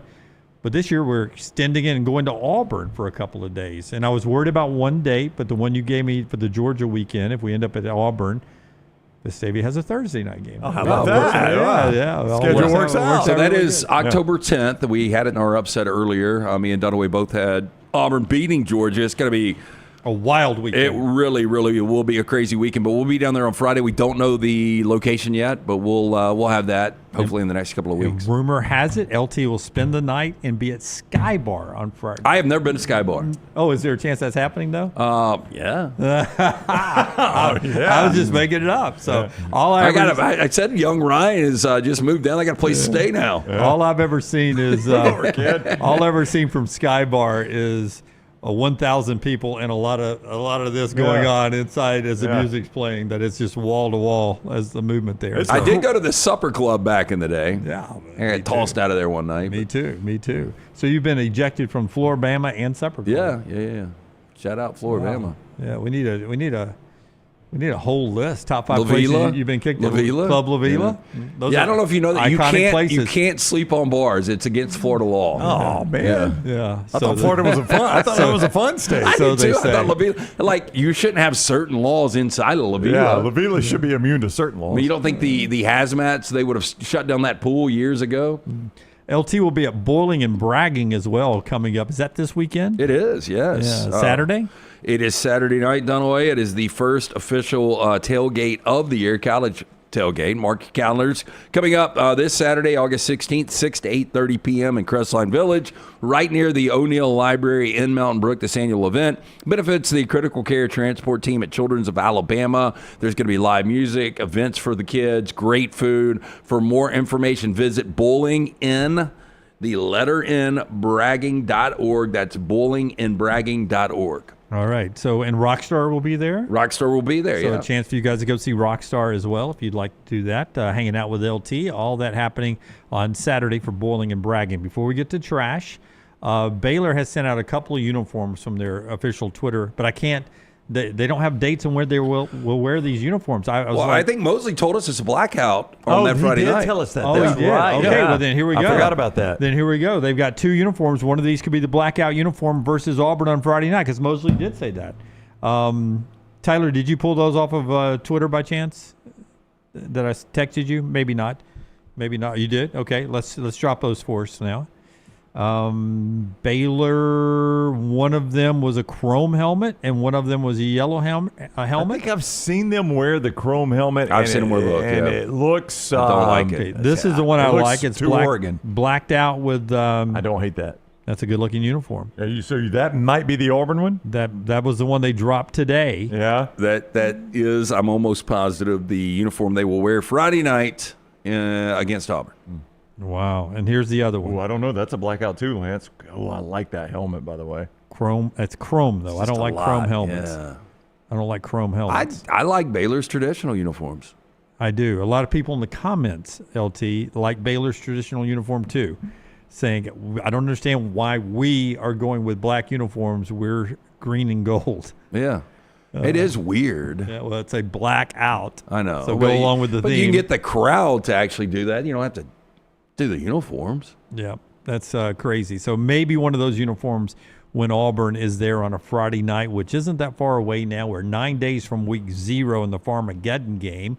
And we're right up to trash time. Before we do trash, though, Alexander Shunnarah, trial attorneys. That's right, Shunnarah.com. You never pay a dime unless they win your case at Alexander Shunnarah, trial attorneys. You know, he's a Birmingham guy, and one thing he wanted to do was create a firm that could handle anything his community of Birmingham faced.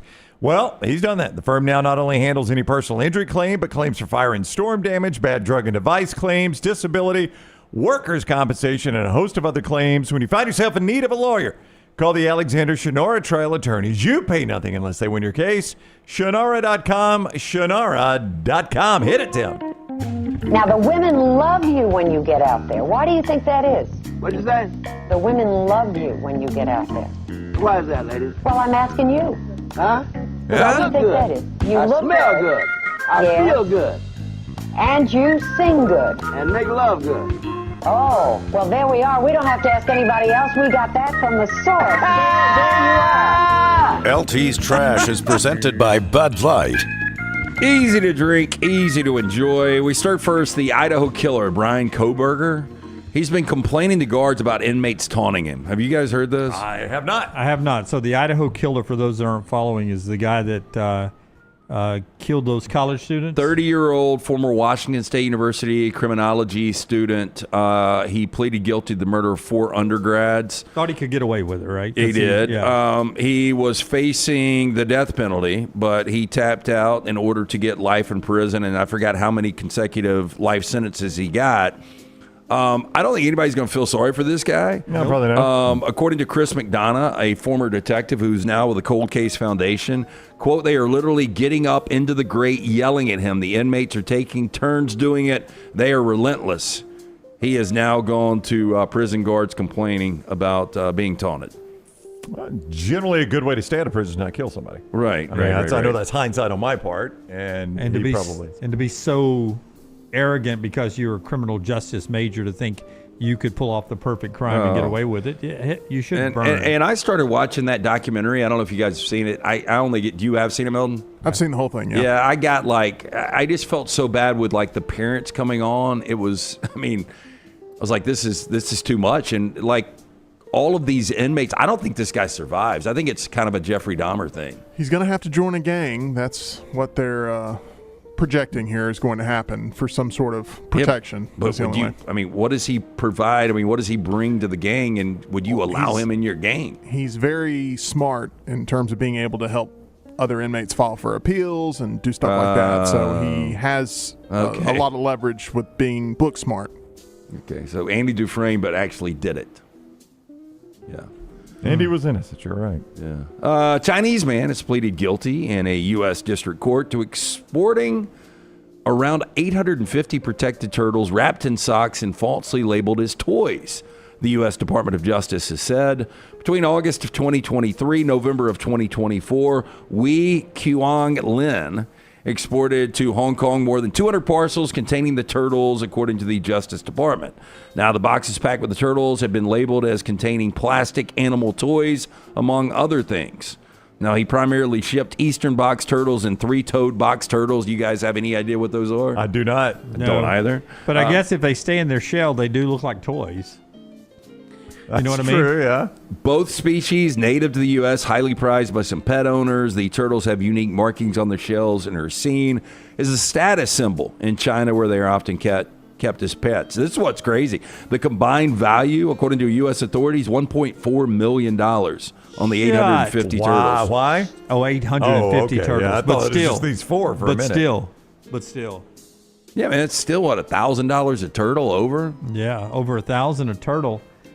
I mean, my goodness, I'd be out at the golf course pond and just snatching those puppies up left and right. Here's another one. Heading down to the UPS store every day. It's still amazing that I see turtles on the road, Yep. And you just know they're going to get smushed, right? Yeah, I mean, they're not the fastest. Do you adjust your angle to avoid them? I try, yeah. I would too. rather not. That's one of the things. I mean, I will go all out to not hit said dog or cat. Squirrel, I would rather not hit it, but if I smoke a squirrel, it's... Yeah.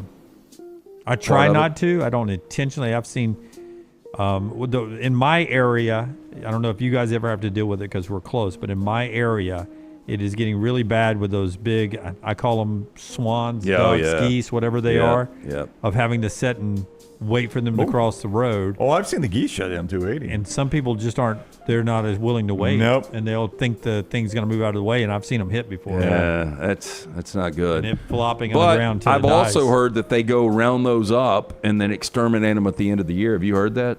I have not, but I understand it. I was driving up in Maine and wild turkey ran across the road. Those things are big. And they kind of operate like squirrels, like they're very indecisive which way they're going to go, or at least that one did. I was like, where are we going? I'm trying to miss you. Okay, here's the headline. And you see the, former supermodel. Right here? That was my sarcasm. Oh, okay. Florida woman with very Florida name flashes Waffle House, licks manager's face, and blocks traffic. Okay, let me hear more. Her name, Freedom Ryder Zobrist, was arrested Monday outside of a Waffle House on Pensacola Boulevard after the restaurant manager said she exposed herself, then danced around the parking lot. Wow. Now, the manager told deputies Zobrist arrived early that morning, and because of her behavior, she was asked to leave. She left, but returned around noon, cursing and threatening to get a gun and shoot the manager and everyone in the restaurant. Zobrist then walked outside, quote, pulled down her pants, exposing her sexual organs, and started dancing around the parking lot, according to the arrest report. Manager said that she then approached him, grabbed him by his genitals. He tried to block her. She then licked both sides of his face. Witnesses on scene said they were blocked in, couldn't leave because of her dancing, and that she was being very loud and causing a disturbance. She was charged with lewd, indecent exposure, disorderly conduct, battery, and assault. Yeah. After a rough one. I'm still not sure, though. After a really rough one.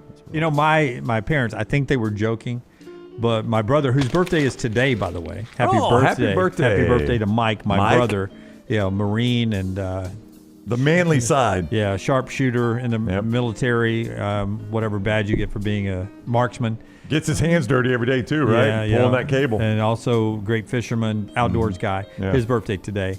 My parents thought he was going to be a girl, and they always told me, I was only 5 at the time, but they always told me, Freedom Honda Dunaway is what they were going to name. They were into motorcycles at the time and living a hippie lifestyle. Freedom Honda, and her name was something. Freedom something. Freedom Rider, right? Freedom Rider. So you were going to be Freedom Honda. What were they going to call her? Not me. My your brother. brother. If it's a Freedom girl, Honda. what were they going to call her? Freedom? I guess. Frida? Boy, she wouldn't have had a rough upbringing at all, right? Yes, Freedom Honda. Yeah, I just a lot of jokes about riding a Honda, Jeff. I really hope they were joking, but they were into motorcycles then. Freedom Rider, though, made me think of that. Freedom Rider? Freedom Rider. What was intended as a fundraising mission has become a nightmare for American teen influencer Ethan Guo. Now, he's been stuck in a remote location in Chilean territory in Antarctica since June. It's actually kind of a funny story. Last year, Guo began a journey to become the youngest person to fly solo to all 7 continents. Wow. Now, the trip also aimed to raise, this is the good part of it, $1 million for childhood cancer research through St. Jude's Children's Research Hospital. I like this. Now, Guo flew a Cessna 182Q to North America, South America, Asia, Africa, Australia, and Europe before heading to Antarctica. Now, prosecutors said he was authorized to fly to the Chilean city of Punta Arenas, which is often used as a base for excursions to Antarctica. Authorities said Guo provided, quote, false flight plan data and traveled to King George Island. Guo's flight plan only included his landing in Punta Arenas. Authorities said Chile claimed ownership of the island, which is about 75 miles off the coast of Antarctica. Guo was detained at the airport on King George Island on June 29th. He was charged with handing false information to ground control and landing without authorization, both breaches of the Chilean Aeronautical Code. You don't ever want to breach that. Yeah. They didn't give him a go-over? They did not. Now, the code calls for short-term imprisonment or a fine for anyone who lands on the country's territory without authorization. Chilean prosecutor Christian Critoso said that Guo violated, quote, multiple national and international rules since being chilly charged. reception for him, Jim. He has stated a military base on the island. He was not forced to stay there, only to remain in Chilean territory, but because of the severe weather in winter in the part of the southern hemisphere, there haven't been any flights he could take. So he's stuck? He is stuck. He was also able to fly his Cessna. They told reporters on Monday that Guo's plane does not, quote, have the capabilities to make a flight. Chile is a weird country, but I hear it's beautiful. Like, I would love to go see Chile. We've got a friend who's got family from there. I think her parents are Chilean, aren't they? Long coastline. Very long coastline. It's a very long north to south narrow country. Very mountainous. So it's mountainous in places and warmer. I mean, I don't know. It's a very, very, very unique nation. And apparently goes, much like Vestavia, it meanders its way all the way into another continent. Well, I think that's where the Alive plane crash happened, right? The soccer team? And then they did the Secret Society or Snow Society or whatever. Yeah. Good movie, and better than Alive. And don't forget they had the miners that got stuck down there, and that one old boy had two wives, and both of them showed up. You remember? Oh, yeah. I do. Yeah, and he was like, I'm going to go back in. I tell you, I'm going to stay down here. Not so bad. Boy, if you guys have pictures of this next one, I assume you do. Look at this. This is known as the Frankenstein rabbit. U.S. citizens are being warned, don't touch the Frankenstein rabbit as they invade parks. An alarming virus is transforming ordinary rabbits across the U.S. into creatures sporting black tentacle-like growths that sprout from their faces. Oh, that's nasty. Now, looking like they've escaped from HBO's The Last of Us or Netflix's Stranger Things, more and more sightings of the mutated rabbits are being recorded in Fort Collins, Colorado.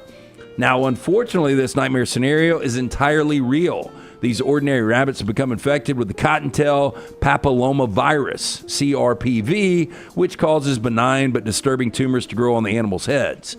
Reports of these mutated creatures date back to 2024 when a Colorado resident posted photos online showing a rabbit whose entire head was covered in these black spike-like protrusions. They thought it was going to go away. They've come back even more, and they are warning people that these could be disease spreading. Can you imagine if you got that on your face? I can't. And I tell you what, it reminds me of some of the stuff you see from like the animals that were left behind in, why can I not say the place? The nuclear meltdown in Russia. Oh, yeah. Chernobyl. Like you see some of the animals, some three-headed deer. Yeah, the genetic mutations caused by that. Yeah. It's really bad. Well, that's what I instantly thought of, Brown, because in that part of the country, who knows what we've done over the years, testing atomic bombs, nuclear weapons, that kind of thing. So, I mean, not in Fort Collins, but who knows where in that area. I was about to say you had a good week to get the lights. That is Trash Today, brought to you in part by our friends at Adams Beverage and Bud Light, part of the folks that will take us on the road this football season, and also by our friends at Gutter Cap. 205-823-2212. I had a chance to catch up with our buddy C-Stu this morning. If, look, you've worked all week, the last thing you want to do is get out that dangerous ladder. You get on the roof, you slip, you fall, snap the neck, and die. No good to the wife or kids. Make the phone call that we've made. 205-823-2212. He will come out, give you a free estimate. Incredible deal from our friends at Gutter Cap of Birmingham. Cap it, don't snap it. 205-823-2212 or guttercapbirmingham.com. Hawaii, big difference. Hawaii has approved a 22,500 seat stadium in Honolulu. It'll be replacing Aloha Stadium, which they're tearing down. The state's going to contribute $400 million to this. I don't know if that's the stadium they're building or the current Aloha Stadium from back in the day, but a beautiful location. They're going to build it on the same site, but apparently 22,500 will be the capacity. I know, again, rhetorical question, you probably know the answer. Do they think they're going to get the Pro Bowl back? Because that was... Don't play the Pro Bowl anymore, remember? Well, they do a flag. skills competition type thing, but I think the trip to Hawaii was what the players really wanted.